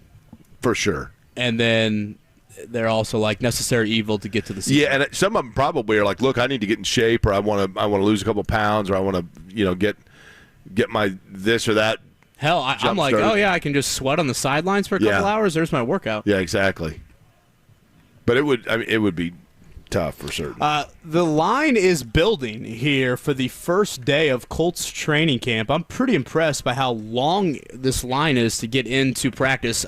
Gates open at 9 a.m., I believe, unless I've missed it. Is this going to be like the Oklahoma Land Rush? When that thing opens, are we going to be watching the videos of people on Black Friday at Walmart? When the TVs are in the back, or the videos at those bridal stores when they have a big sale on wedding gowns and All those women are It'll be lined like up and they running go of the bulls when they release the bulls. I would love to do the running of the bulls, by the way. All of a sudden, the rooster just starts going crazy. It's the running of the roosters. You know what? And I love animals, and I don't know. I know that in most parts of Spain they've done away with bullfighting. Unfortunately, I think they still do it in Pamplona, which is the reason for the running of the bulls. But I admit to the fact that I would love to do the running of the bulls. I have a buddy that did it. Said it was like crazy, but I think there is something about it that I think would be cool. I will admit to the fact I'd like to do it. But, you got to just stay. What you do is, I think, Kevin, isn't there a strategy to where you kind of stay towards the back, let the bulls go past, there's always like some jackass from Illinois that slips and falls and gets tossed in the air. Don't you let that happen all in front of you? Yeah, and let me text Maddie. She did it. She studied abroad in Barcelona, and I think she attended a running of the bulls. I'm going to ask her. I believe so. In Barcelona, and I mean, I realize that this might have only been like in the last 4 or 5 years. There is a bullfighting ring stadium in Barcelona that is now it's now a mall because they've done away with in Catalonia, which is the state or the area of Spain. This is the literally the extent of my knowledge of Spain, but they have outlawed bullfighting in that area of Spain, I believe. But I think it's only been in the last 4 or 5 years. This older couple that lives in this house just north of the 2 practice fields Beautiful here, farmhouse. They just came out and set up 3 chairs that you'd see at your little league baseball game. They do this every year. Isn't that just a great house to have? Of course. You just set up shop there. Now Quarterbacks, I feel like, typically work out. I will say the dilapidated, broken down RV is a bit of an eyesore. Yeah, I can't see that from my perch. But the rest, way out there. Yeah. Oh, so you think they own that land too? There might be a fence line there, actually. Are they the ones that own the rooster? They're the neighbors of the rooster owner, right? At times, I thought the rooster is the Indy 11 mascot. It's so close to the Indy 11. I'd like to know that, like I said earlier. Exactly how it sounds. Do roosters do that all day, or is that just a morning thing? Because he really, it's on brand. I mean, he does it every morning. He knows his role. Again, Colts sold out for practice coming up Friday and Saturday. Today, still not sold out, again, unless I missed that. But the lines are building here. Gates are going to open at 9 o'clock. First practice at 10. Matt Gay, kicker of the Colts, scheduled to join us here coming up in a bit. Stephen Holder around 9:30. Kevin Aquari live from Westfield. Colts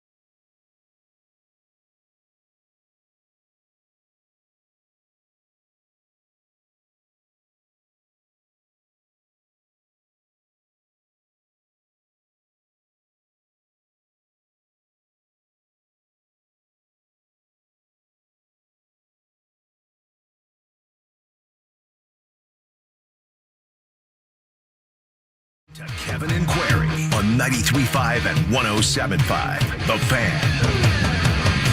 The land rush is about to take place here. Doors about to open. Gates about to open, I guess I should say, for training camp, day one of practice for the Indianapolis Colts 23-24 season. Jake Query along with Kevin Bowen, Mark Dykton back in studio for us. We're at Grand Park here at Colts training camp. Matt Gay, Stephen Holder, the guests that are slated to join us in the 9 o'clock hour. It's a peaceful entrance. It is a peaceful entrance. The two jerseys leading the way.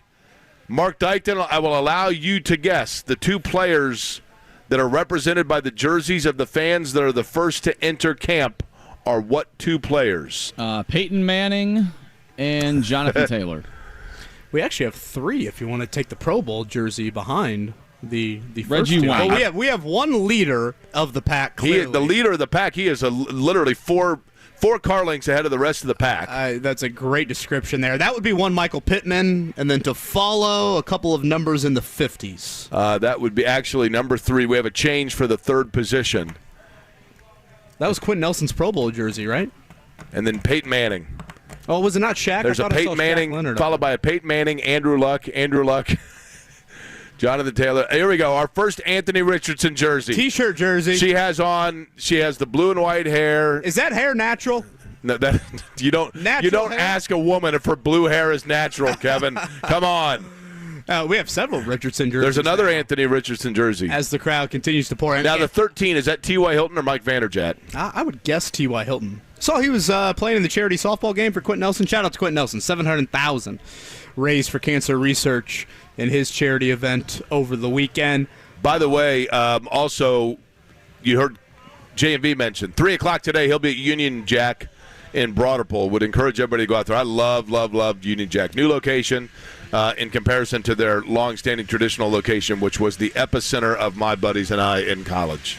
Jake, we have sat. Now, this guy's got a jersey that says 525. Am I missing something on the number there? Marlon Mack and Anthony Richardson. I got nothing on that end. Jake, we have sat here. I guess I have sat here. You've sat here now for 2 years doing shows at this hour of the morning. I've sat here now. This is my 5th year doing shows leading into Grand Park practice, and we have done morning shows leading into the first practice. I can never recall. We are now at 2 minutes of fans continuing to stream in. There are no signs of the fans stopping anytime soon.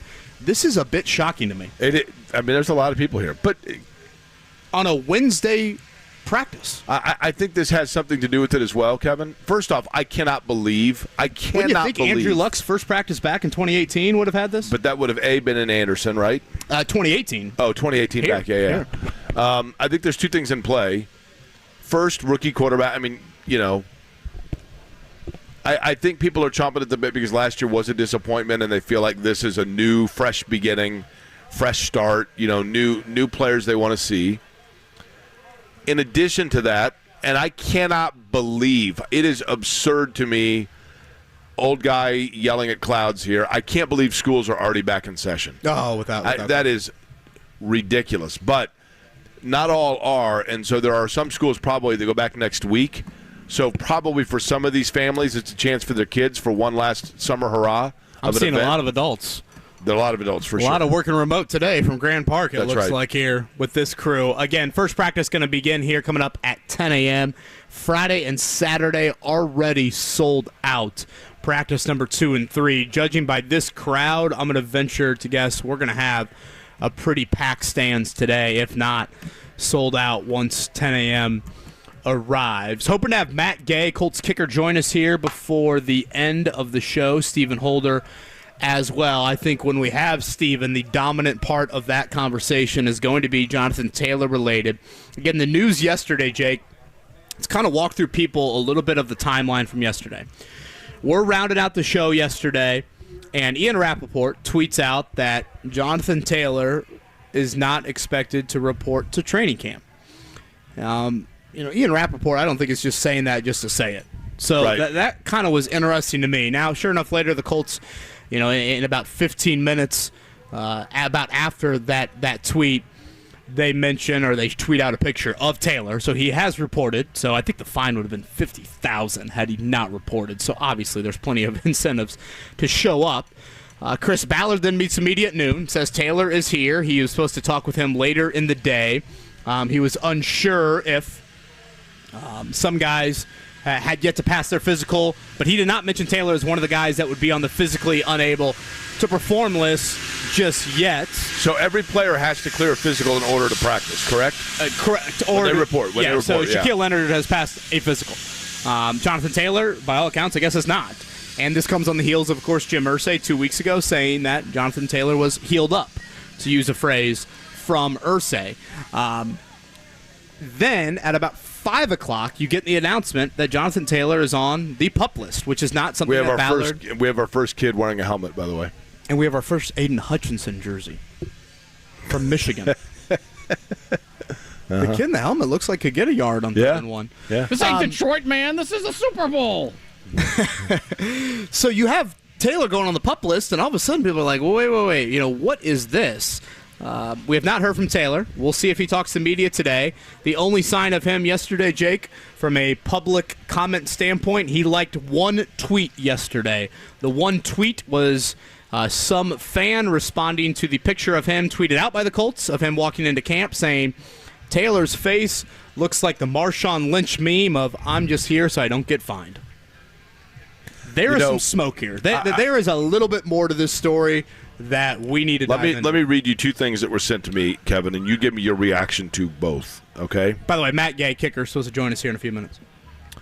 The first thing that somebody sent was, is there any chance that the Colts are doing, I'm paraphrasing here because, okay, this from Daniel. Is there any chance the PUP list could be a favor of goodwill to Taylor? The Colts say, hey, we know you're going to hold out, but we want to get something done. So go on the list since you had surgery out of good faith so that you get paid while we work this out, as opposed to holding out. Any chance of that? That doesn't really add up to me. I don't disagree with you. I just, you know what I mean? I wanted to throw out whether or not that was I think there might be a little bit of chess gamesmanship in all of it, though. The other thing I wanted to ask you, or read you, was yesterday after we had on DeForest Buckner and you asked about the Beer Olympics with George Kittle. Disappointed that you guys took the high road on DeForest Buckner Beer Olympics. You should have challenged him on it, sending the wrong message to young teammates. Hope he doesn't come out bloated and slow looking tomorrow, meaning today. Who is that from? That's from Boiler Bill. Boiler Bill. Doesn't want to see beer pong in the offseason? Boiler Bill apparently has never taken a vacation, right? I mean, first off, that was like 3 weeks ago. It's the offseason. Of guys that I'm worried about their physical shape, I would put DeForest Buckner probably last on that list. I would agree with that. Kev, he was sitting next to you yesterday, and I thought you could like sit on his knee like he was Santa Claus. Like it was that much of a size difference. He also has appeared in 50 of the 52 games in which he's eligible as an Indianapolis Colt. Yeah, durability and availability, not something I worry about with DeForest Buckner. Matt Gay, kicker of the Colts, walking up right now. He's just got a few minutes with us. He's got to do some pre-practice kicking coming up here in a few, so he's going to join us here in about, 36 seconds? As kickers go, he's a big dude, right? Let's just say this. He doesn't look like Hot Rod. Yeah, he looks Hot like... Rod could get lost in the mix here. Those cleats don't look comfortable, though. Matt, thanks for joining us, man. No, all good. Yeah, hop on right here. Now kicking cleats. Do you have to wear those too small? So some people say like they like to squeeze into the smallest cleat possible. I am not a believer. I was going to say that would be terribly uncomfortable, right? Yeah, I'd rather just be comfortable. Like some people, like their feet are cramping and hurting, but they like it. And I'm thanks, right? For me, it just comfortable. Matt, I know we only have you for a few minutes. Yeah. Let's go back to 2020. You were here on the practice squad for how many weeks?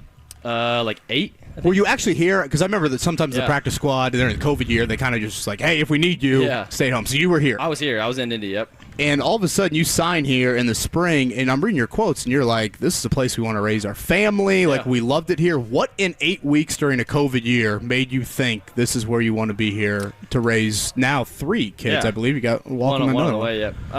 It was just a great, I think the Midwest overall, I think is just, an awesome place. I think people are great. People are nice. It's not super busy. So for family, I mean, you can just kind of raise your family and nice neighborhoods, nice people, and the organization itself was just amazing when I was here. I mean, when I left Tampa, I think I was probably in a rough space mentally, just kind of things I went through to go there, and then to come here, I just felt like almost free. Like they just kind of let me be me and let me kick kind of how I wanted to kick and kind of get back to my roots and just kind of be free-minded and just kick free. And that 8 weeks for me is probably one of the most important for my entire career, because I think that just like allowed me to reset, get back mentally, and they were super great about, you know, just letting me be me. And it was great for me to also come here and kick on practice squad without like needing to play that week. Sure. I could kind of just decompress and kick and work on some things and figure some things out. And so that 8 weeks was crucial for me to kind of figure it out. You could loosen your shoes a little bit. Loosen my shoes a little bit, yeah. Hey, let me ask you this, Matt, and I know that we're in a shortened time frame, so I hate to go like heavy right off the bat. Perfect. But you tell me if this is, and I don't know if, sometimes you don't know everything you read, but I had read that you had, as part of your faith, being from Utah, that you had gone on a mission trip. Yes, sir. Which is part of obviously your religion, Mormon, right? Yep. Mormon religion. They have a beautiful temple, right? Is temple the right word? Yep, temple. I'm sorry. They have a beautiful temple right in the area. But during that time, your mission trip was cut short because of just mentally where your focus was. Yep. Is that is a fair statement? I'd say that's probably fair. Okay, yeah. so you work through that. Kicking is such a mental game. So if you're somebody who had a time period where you went through some tough times, you went through some mental challenges or emotional challenges, better way of saying it, did that assist you and help you in your career, because kicking has to be so mentally focused, and now you have waded through those waters? I think so. I think you just learn, problems are problems, right? And if you learn to solve problems, you learn to work through problems, work through emotions in any facet of life. That can carry into other aspects, into business, into relationships, into marriage, into raising kids. And so for me, going through that whole process, I was able to understand, okay, this is how my brain works, this is how my mind works, be able to break down and work through problems and get back to square one. And just also I think in those moments it's important just to keep going, keep moving. I think a lot of people shut down and just was that hard for you to learn that? For sure, yeah. I think you go through some times where you're rough mentally, or you're not where you want to be, and but the whole quote, if you're going through hell, why would you stop?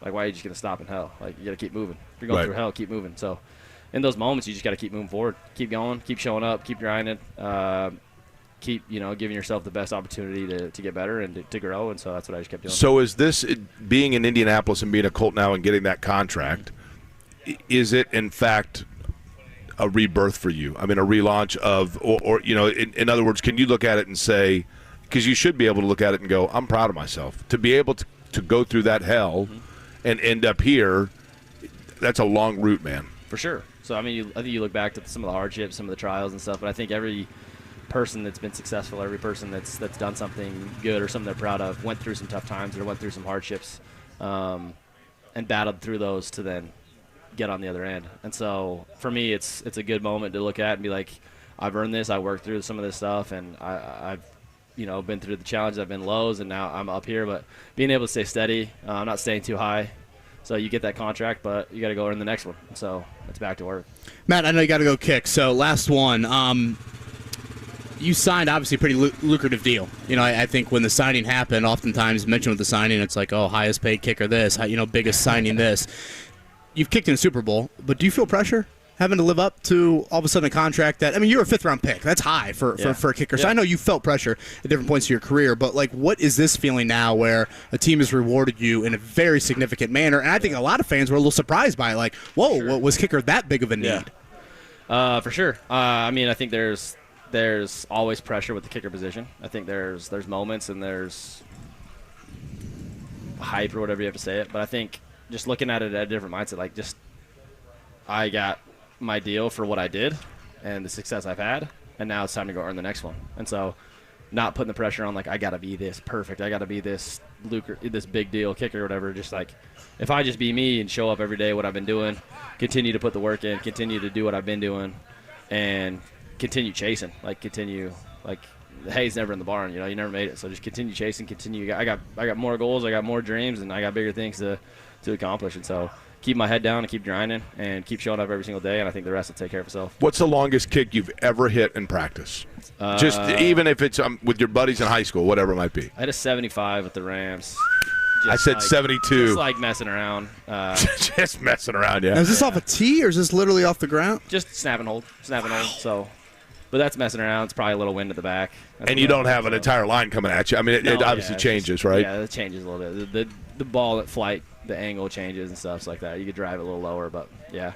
I know you got to go kick, but I hear you're a great golfer. I'm okay. I'm not saying I'm great, but I'm all right. I heard scratch. No, definitely not scratch. Okay. No. Right. I'm like my handicap says I'm like a 7 right now, but I'm probably more like a 9 or 10. Okay. All right. I thought some great it was, courses up here in Hamilton County. I thought it was a requirement if you grew up in Utah and you're a member of the Church of Latter-day Saints that you go to Brigham Young. Like, did you buck the trend? Oh, no, that's not a – no. Well, I mean, I'm not saying literally a requirement. I'm saying, like, you would think that's – you know think, what I mean? Yeah, a lot of people do. A lot of people like – I never grew up a BYU fan, so I never grew up wanting to go to BYU or do anything. I grew up wanting to play soccer, and at the time they didn't have a college soccer program, and so I wasn't interested in football or any of that stuff growing up, so I was never a BYU fan at all. But Utah Valley, baby. New Colts kicker, Utah Matt Gay, getting ready for his first practice. Matt, thanks for the time, man. Thanks, guys. Appreciate it. Appreciate it. Matt Gay right there joining us here live at Grand Park. Again, specialists starting to get on the practice field. Thanks, Matt. And we got fans pouring in to Grand Park now as he is getting ready to take part. He's built like again. McAfee. Very similar. Yeah. Mm-hmm. You know, McAfee, of course, has got the heavy soccer background as well. Would you say strong lower body? Yeah. Would that be an accurate statement? You know, Vanderjagt once, I remember asking Vanderjagt, I was like, man, how many weights do you do for your quads and, like your calves? And he's like, oh, hardly any. And I'm like, really? Like, don't you have to have super strong legs? And he said, no, man, my entire kicking strength in terms of a field goal kicker comes from my hip flexor, from the spring that comes from my leg, not necessarily the muscle within my leg, which I found fascinating. It's probably different for every guy. I guess it depends on your style, but Man, 75 yards. You were all over that. I was off by 3, but close without going over. Is there any altitude out there? Yeah, I wondered that. Well, but he said he did that with the Rams, right? I thought he said messing around with his high school buddies. Okay, then yes. I would say yes. That probably is assisted. Again, Matt Gay missed just 2 field goals each of the last 2 years. Have you been to Utah? Last year, 51 and 61, his misses. I have not, no. Beautiful. Utah is beautiful, man. Yeah, I've heard great things. My one of my mom's college roommates lives out there, and she's visited her, and sounds glorious. Gorgeous state for sure. Northern and southern, totally different, but southern Utah looks like the moon, and northern Utah is fabulous, gorgeous, and then a big lake that stinks. Mark, thinking out loud here, let's do pop quiz before Holder. Does that sound good? Yes, let's do that. Okay, so pop quiz will come up here on the other side. We're going to do the morning check down. Mark, can you please answer that in your Dutch accent? Yes, do a pop quiz next. Yes, 317-239-1070. Again, Borat and Bernard Ryman having a kid. That is Mark Guyton on this Wednesday morning. I guess tickets, get some milk, get some ice cream. Let's just lead off the morning check down with the reason why Mark is talking in a Dutch accent today. The morning check down. On 93.5 and 107.5 The Fan. The reason Mark is talking in that accent is because the United States and Netherlands in the Women's World Cup, that game, or match, I should say, gets underway at exactly what time, Kevin? 9 p.m. They just asked, by the way, Mark just asked if we could move the camera to show Matt Gay on the stream. Yeah, I didn't think about that. My apologies, folks. No, that's why I got out of my seat halfway through the interview to move it. Kevin, on-air host / engineer. Sorry. No, all good. At any rate, what time again tonight? 9 o'clock. 9 o'clock. I think their next game's like a 3 a.m.er, so this will be the last time you get to watch them in the group stage. Again, should advance out of their group, but this is an important one if you want to win your group. So 9 o'clock, first, or I guess I should say the second match for the U.S. women's national team. Major League Baseball yesterday, Reds winners over the Brewers. That's good news. Don't because look now, but here come the Red Legs. What are they, 2-9 against them? 3-9 now. Come on now. You can't be selling them short. Sorry about that. That would be 25%. 75% to go into the Brewers. Big one tonight in that matchup in what clearly now is the class of the National League Central. By the way, the cute fella Baltimore Orioles did win last night. Mark, I didn't see what your Diamondbacks did. Did you happen to notice? They beat the Cardinals, the lowly Cardinals. That was a nice double win for me. Cardinals lose and my Diamondbacks win. And How the about Cubs the Cardinals, man? No, you didn't ask me about my A's. How about your Oakland Athletics? I saw that Mike Yastrzemski hit a 2-run double to beat them 2-1. And let's in the just eighth inning. let's just reverse here. Jake, you said your Orioles won. They actually lost 4-3 to the Phillies. So nice try. Sorry, Nice I try. got that wrong. Lying to our audience No, about no, no. his team. I'm so used to the Orioles winning. No, that's The why it was Reds so good for won me because your 4-3. Orioles That's lost, what I was my thinking of. Diamondbacks won, the Cardinals lost, the Cubs won. It was a good baseball day for Mark Dykton. Fever lost a heartbreaker last night out in L.A. Colts camp begins at 10. Stephen Holder going to join us in 10. On the other side, though, let's get to the pop quiz. 4-pack of tickets to the State Fair, which opens up on Friday. 239-1070. Give us a call right now.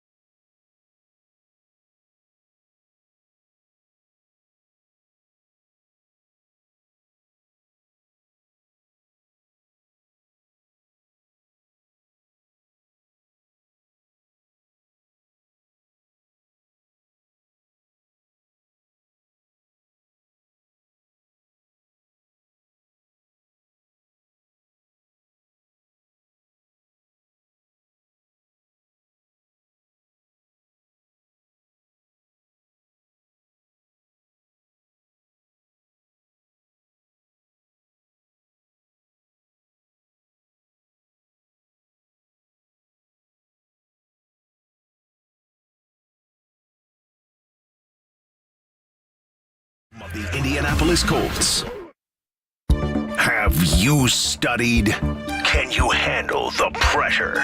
Sharpen your pencils. It's time for the Pop Quiz with Kevin and Query. Brought to you by Jiffy Lube, Indiana's favorite oil change since 1985. We need to probably get through this fairly quick because question number 1 is a novel. Stephen Holder going to join us in person on top of normal pop quiz shenanigans from Scotty J. Mark, phone lines, I assume, are crowded? Completely packed because we've got a 4-pack of tickets to the Indiana State Fair to give away, Kev.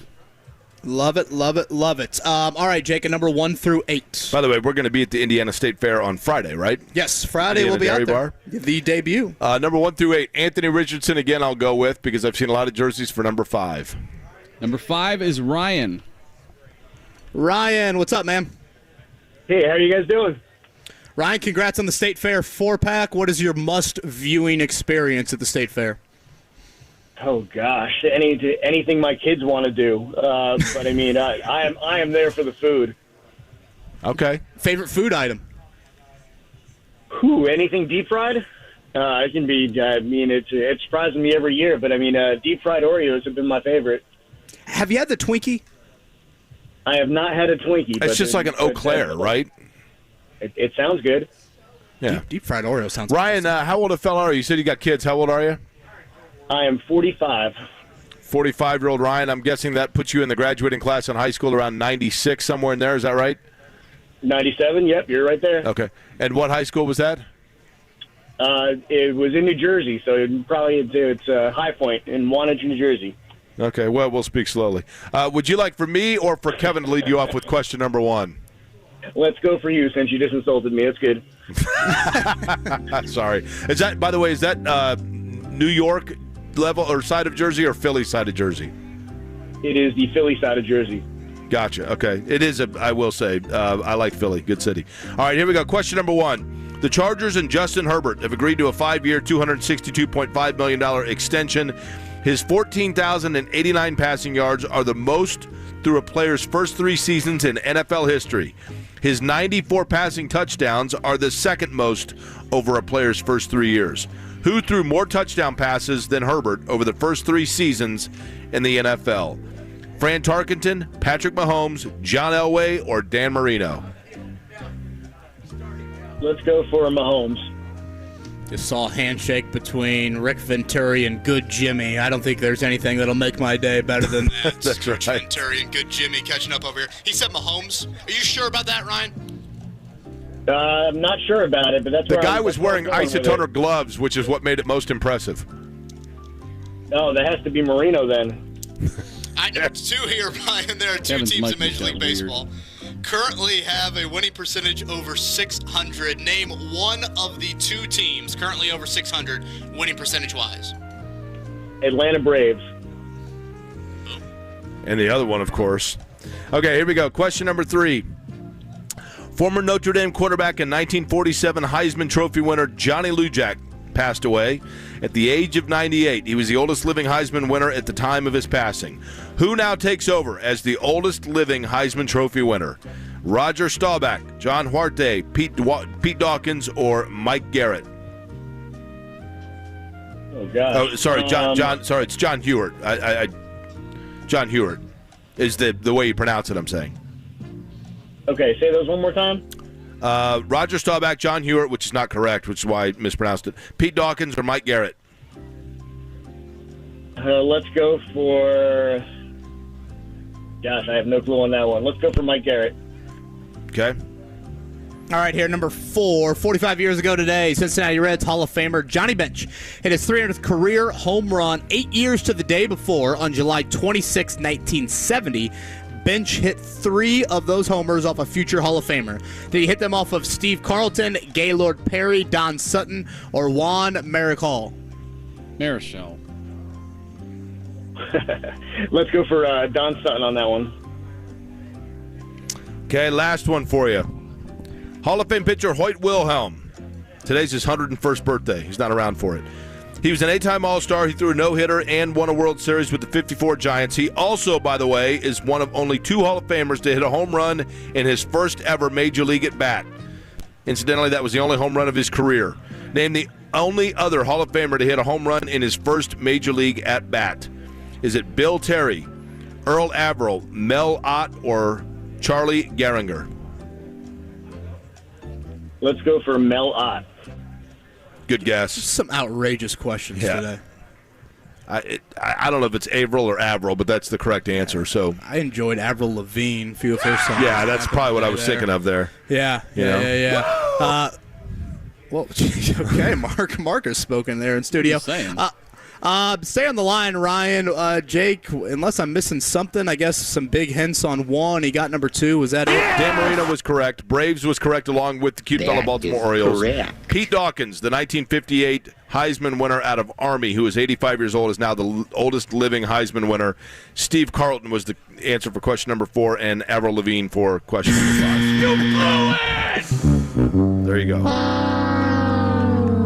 You don't get to come back tomorrow. You don't even get a lousy copy of our home game. Stephen Holder going to join us next. Is that right, Kev? Yes, and this continues the theme of the day of how crowded the first practice is. Stephen Holder stuck in traffic. Really? Stephen Holder stuck in traffic is going to join us here on the other side. Mark, I want to make sure I have this right, and maybe I missed one of your texts. We do need a break. Is that correct? I mean, we have 2 more breaks. We can break here, if we're going to get to Stephen Holder. Let's break here. Stephen Holder going to join us again. Stephen has been very plugged I love live radio producing on the air. on the Jonathan Taylor Ship front. the Marconi to Monument Circle. And so he's going to join us here live at Grand Park. Players on the field. Fans are pouring into Grand Park. Easily the most crowded first practice day I have seen in my dozen years covering Colts training camps. We'll be back with Stephen Holder on the other side. Kevin Aquari, 93.5, 107.5, The Fan. Possibly for the game here. 30 seconds on the board. We Asked America. Blank is a TV show that's both educational and entertaining.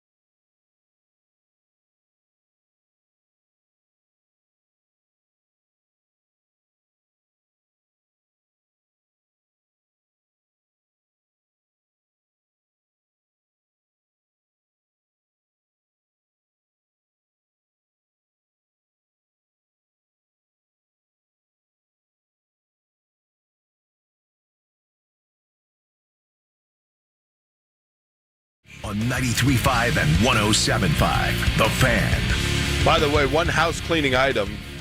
Just heard the promotion there, or the ad, if you will, for the upcoming NASCAR IndyCar doubleheader that's going to take place the weekend of August 11th out at the Speedway. So 2 weeks from this week, or 2 weeks, 2 weeks from this weekend.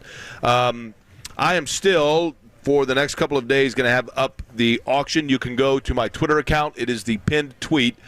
I am auctioning off my spotter position. So this is somebody that would be over the age of 18 that can pass a background check and is not afraid of heights. I don't know whether I'm going to be in the turn 2 of the oval perch or turn 1 of the oval perch. But either way, whoever, if you were to do so, is the winner of the online auction. You will get a credential for the weekend that includes garage access, includes pit access, and come up with me up into the media center for our pre-race show meeting. Basically as much or as little as you want to hang out, and then go up with me into the turns and just kind of get, you'll get a scanner and the whole deal to be able to listen to the radio broadcast and watch the race itself. And again, on Twitter, on my pinned tweet is where you will see the online auction, all of the proceeds going towards the cardiovascular unit at the heart unit at Riley Children's Hospital. I love that. So, what a cool experience, and obviously an awesome cause. So, and I'm very thankful for the people that reached out to me to ask me to do that. I did not put this together. Someone else asked me if I had anything to donate, and I said, it's a great idea. Let's do it. Let's do it. Let's do it. So that's where we stand right now. Would love to have somebody join me. Stephen Holder going to join us, set to join us if he gets out of traffic here. Got a guy with a sign, make the Colts great again. There we go. Colts great again. Let's go. Wonder who he voted for. That's been. Should we have him on? Stephen, call in to Tony Katz. Tony Katz still going on at 9:30. Okay. So, by the way, somebody just sent me a thing. Thank you guys for not talking politics on your show. Oh, geez. Well, let's just throw that out the window. What the hell? Stephen Holder going to join us here in a couple. Jake, things that I'll be watching for at 10 a.m. Well, I guess post-practice. Do we hear from Jonathan Taylor? That'll be a dominant topic with Stephen here in a few. Certainly the quarterback reps. I am eager to see Juju Brents, the first practice for the Warren Central native. Dealt with a wrist injury during during the spring period, so we did not see him at all during the spring. And then lastly, and I say this because it's just the most recent time we watched the Colts, Gardner Minshew, Anthony Richardson, the passing offense, they were horrific to end minicamp. Now, a lot of personnel around them was missing. Horrific seems harsh. I thought it merited that. I think combined, the two quarterbacks were 4 for 15 in a practice setting. I have a question for Stephen Holder, who is just about to sit down, that has nothing to do with Anthony Richardson or the Colts. Would you like to begin with your football question, and then I'll ask him my totally non-football question? No, let's just get you out of the way. Stephen, I would like to know how Hamilton was in Broadway. It was actually phenomenal. I was not really up to speed on Hamilton for whatever reason. I'd never listened to the songs or watched it in another forum, and so I went in with no expectations or anything. I just went because it's I'm in New York, it's playing, you got to go. And I was kind of man, I'm glad. But obviously, the impetus for that was you, right? So we had this conversation before. I probably would not have considered it had we not had that previous conversation. So no, very well, money very well spent, and no regrets. Do you find it hard to follow? What's that? Do you find it hard to follow? Yeah, there's some truth to that.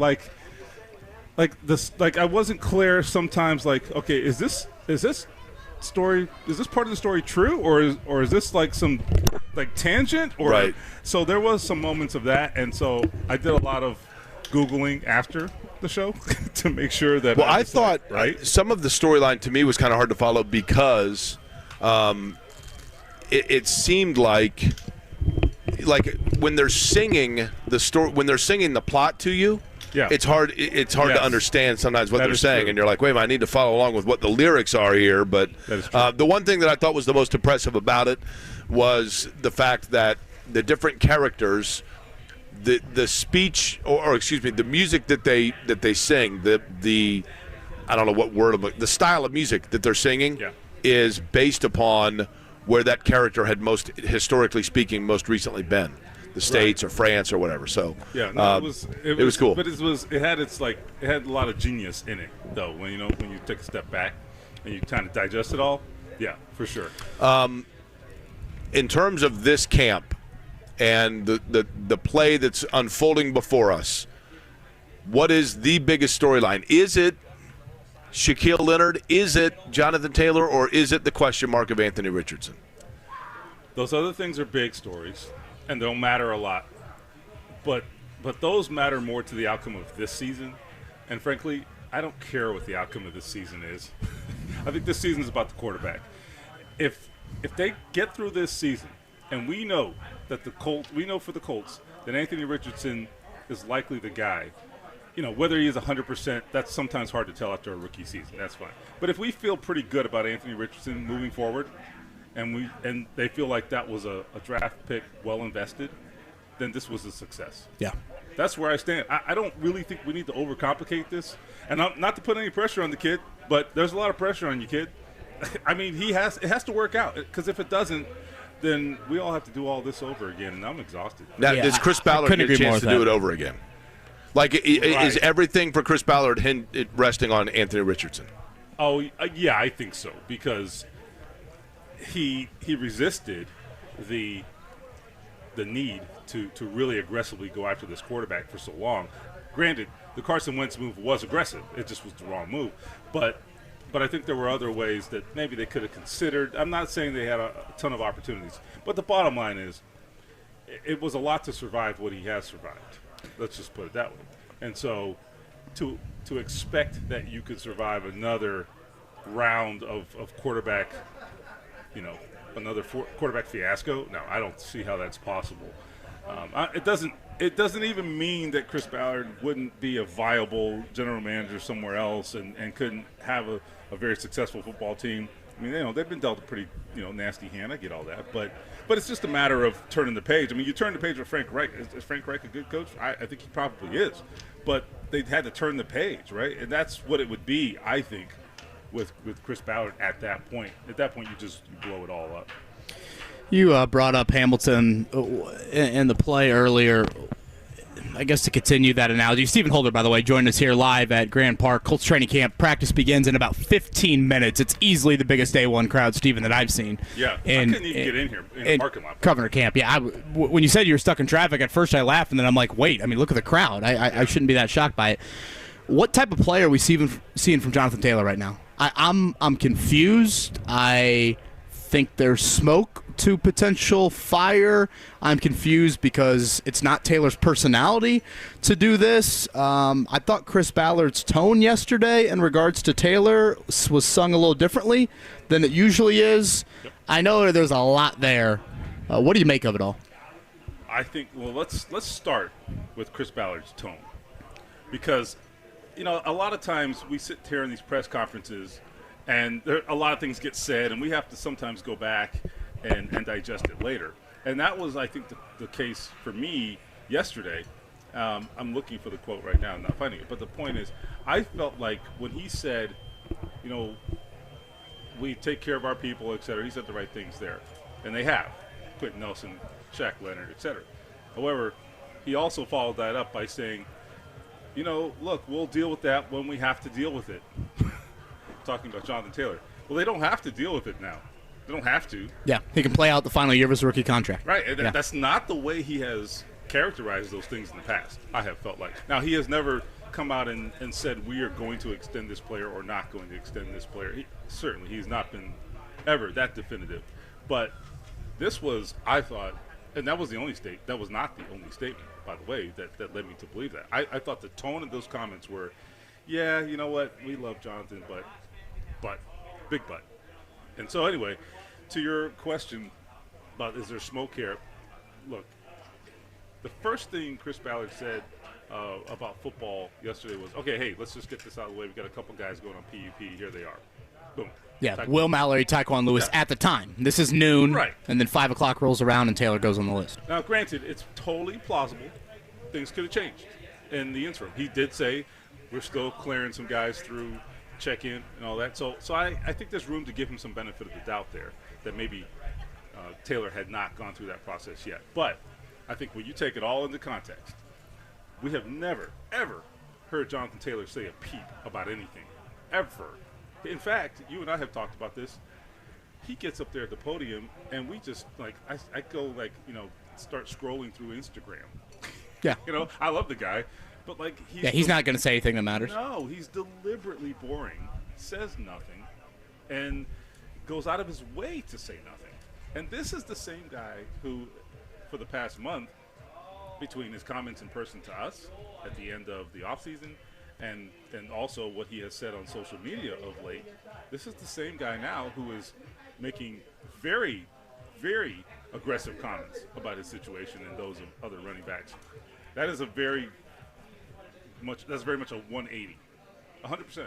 And so I don't think that can be discounted. And it's not the first time.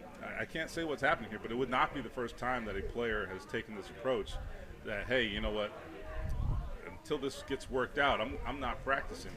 Putting them on PUP is kind of convenient potentially, right? Do you think this is that? I don't know. I think it's a fair question. Can you put a player on PUP without? In other words, is that totally franchise discretion, or does there have to be a medical backing of that? So injured reserve is definitely a little more scrutinized. I don't think PUP is quite the same. Now, they don't have to really make a big defense of this. I mean, he had surgery. Is it possible, Stephen? Yes. Is it possible? And I think unlikely, admittedly, but I'm just throwing this out for the sake of all bases. Is it possible the Colts started Jonathan Taylor after his off-season ankle surgery, it was an off-season or late-season surgery, started him on the PUP list to give themselves ammunition in negotiations of talking about reliability of health of player? I think likely not.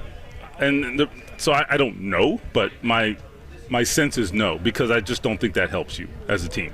I don't think in the grand scheme that's advantageous for you.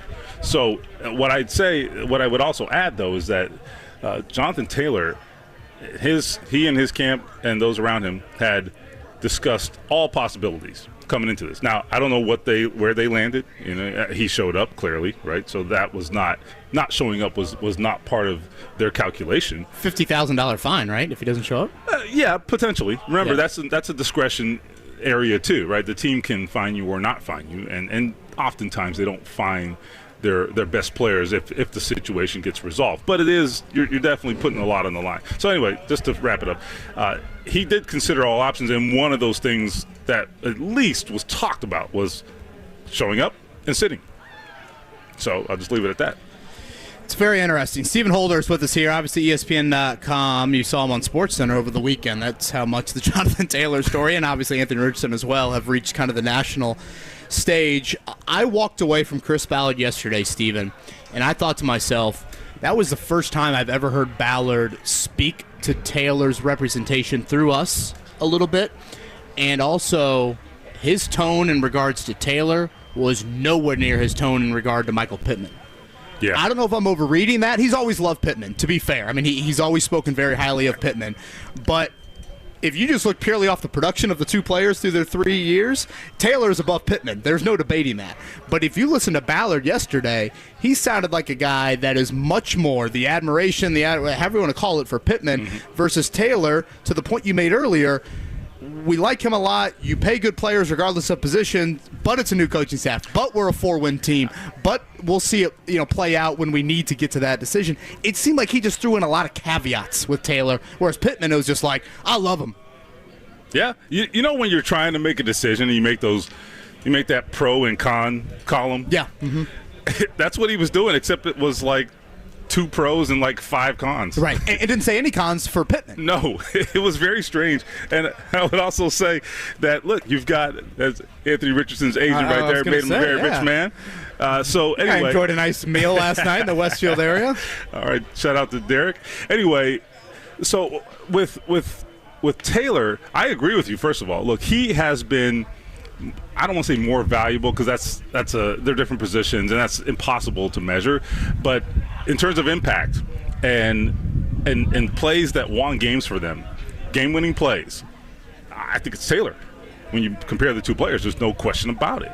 And I agree with you. I think he really was, Chris Ballard, seemingly trying to make the case of why they're not going to do it. And I really thought the statement about having a new coaching staff was extremely interesting. He said that on 3 different occasions in regards to Taylor. So what's the interpretation there, right? What do we think? So are we saying you're not sold on Jonathan Taylor? Like, does this coaching staff have to evaluate him? What the hell are we talking about? Well, I don't know. I said it to Jake earlier. Okay, where was Shane Steichen's most recent stop? Philly. Yes. What happened with Miles Sanders this offseason?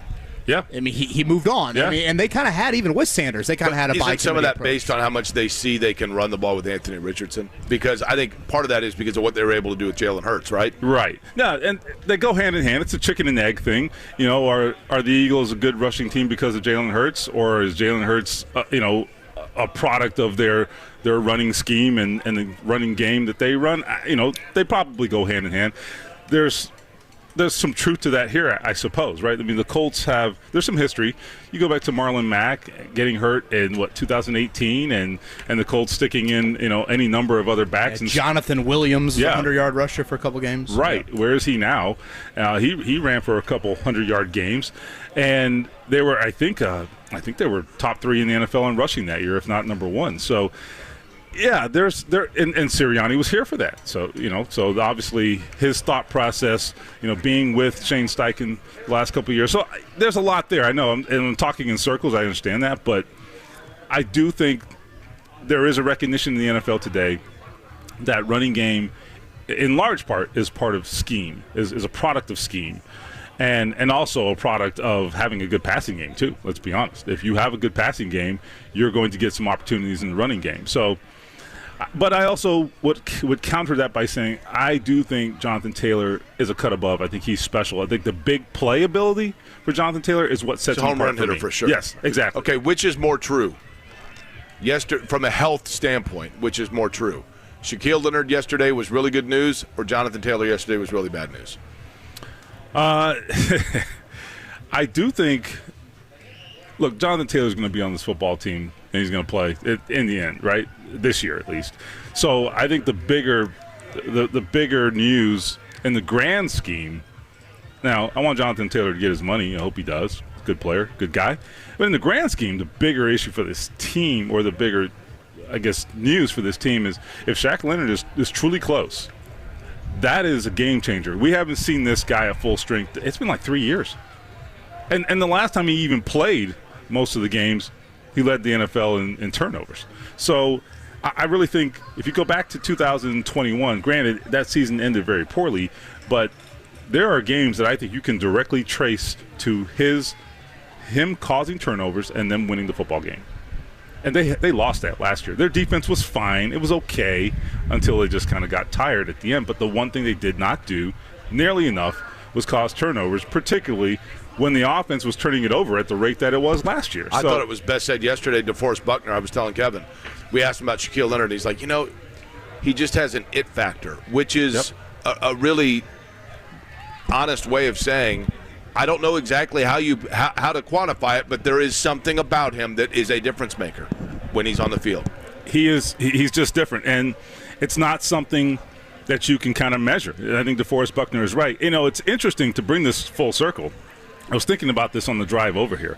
We talk about positions of value, and inside linebacker is not considered one of those at all in this day and age. However, the Colts paid Shaq Leonard, and I don't really think – I think most people just kind of said, yeah, all right, it's a lot of money, but we get it, right? Even though he plays a quote-unquote non-premium position. And I think I put Taylor kind of in that category. I'm not saying give him $20 million a year. I mean, that's crazy, right? But I'm just saying in terms of evaluating the two players, sometimes players can be judged outside of their positional value based on their contribution. I think I kind of put him there. But Shaq, I think he transcends the position that he plays, because that position is not considered one to be a $20 million position. Now, if he's out there, though, I mean, I think was he worth $20 million in 2021? Yeah, probably. Yeah. Again, Stephen Holder's with us. Colts practice about to begin here at Grand Park. This is easily the biggest day one crowd. I mean, honestly, it's one of the bigger crowds I've seen, period, for a training camp practice. You can hear Matt Taylor in the background as he is announcing things with Shaq Leonard and company out there for practice. We'll end with this, Stephen. I'll give you an A, B, C, or D here, and this is July 26th. Both Taylor and Pittman are on this team in 2024. Neither are on this team. C is just Taylor. D is just Pittman. Ooh, I think both end up here. They're going to have a ton of cap space in next spring. They're going to have a ton of cap space. I mean, they always do. They do now, but they're going to have some guys coming out of contract. So they're going to be fine from a financial standpoint. And frankly, Jonathan Taylor, I think, is going to probably learn, if he has to play this deal out, he's probably going to learn that a running back on the open market isn't worth what it used to be. He got bad news yesterday, right? I mean, there's going to be more value. There's not more favorable situations elsewhere than there are here for him. Yeah, I think this is a good marriage with the kind of quarterback they have and his skill set. Cap space, of course. Absolutely. They've got. Yeah. Yeah, I would say my answer is also A, but yesterday made me pause a little bit. Yesterday, I'm like, I kind of walked out of there. I'm like, oh my gosh, my head is spinning a little bit. Look, that was either posturing or negotiating. I don't know, but there was a lot to chew on there. It was something. Stephen Holder, ESPN, a busy man. He's been all over this Taylor story. He will continue to be. Stephen, thank you. Colts practice starting here in a few minutes, Jake. People are pumped up, man. People are pumped up. We'll be back in studio tomorrow. No practice out of the state fair coming up on Friday. Everybody have a great Wednesday. 1075thefan.com is all your Colts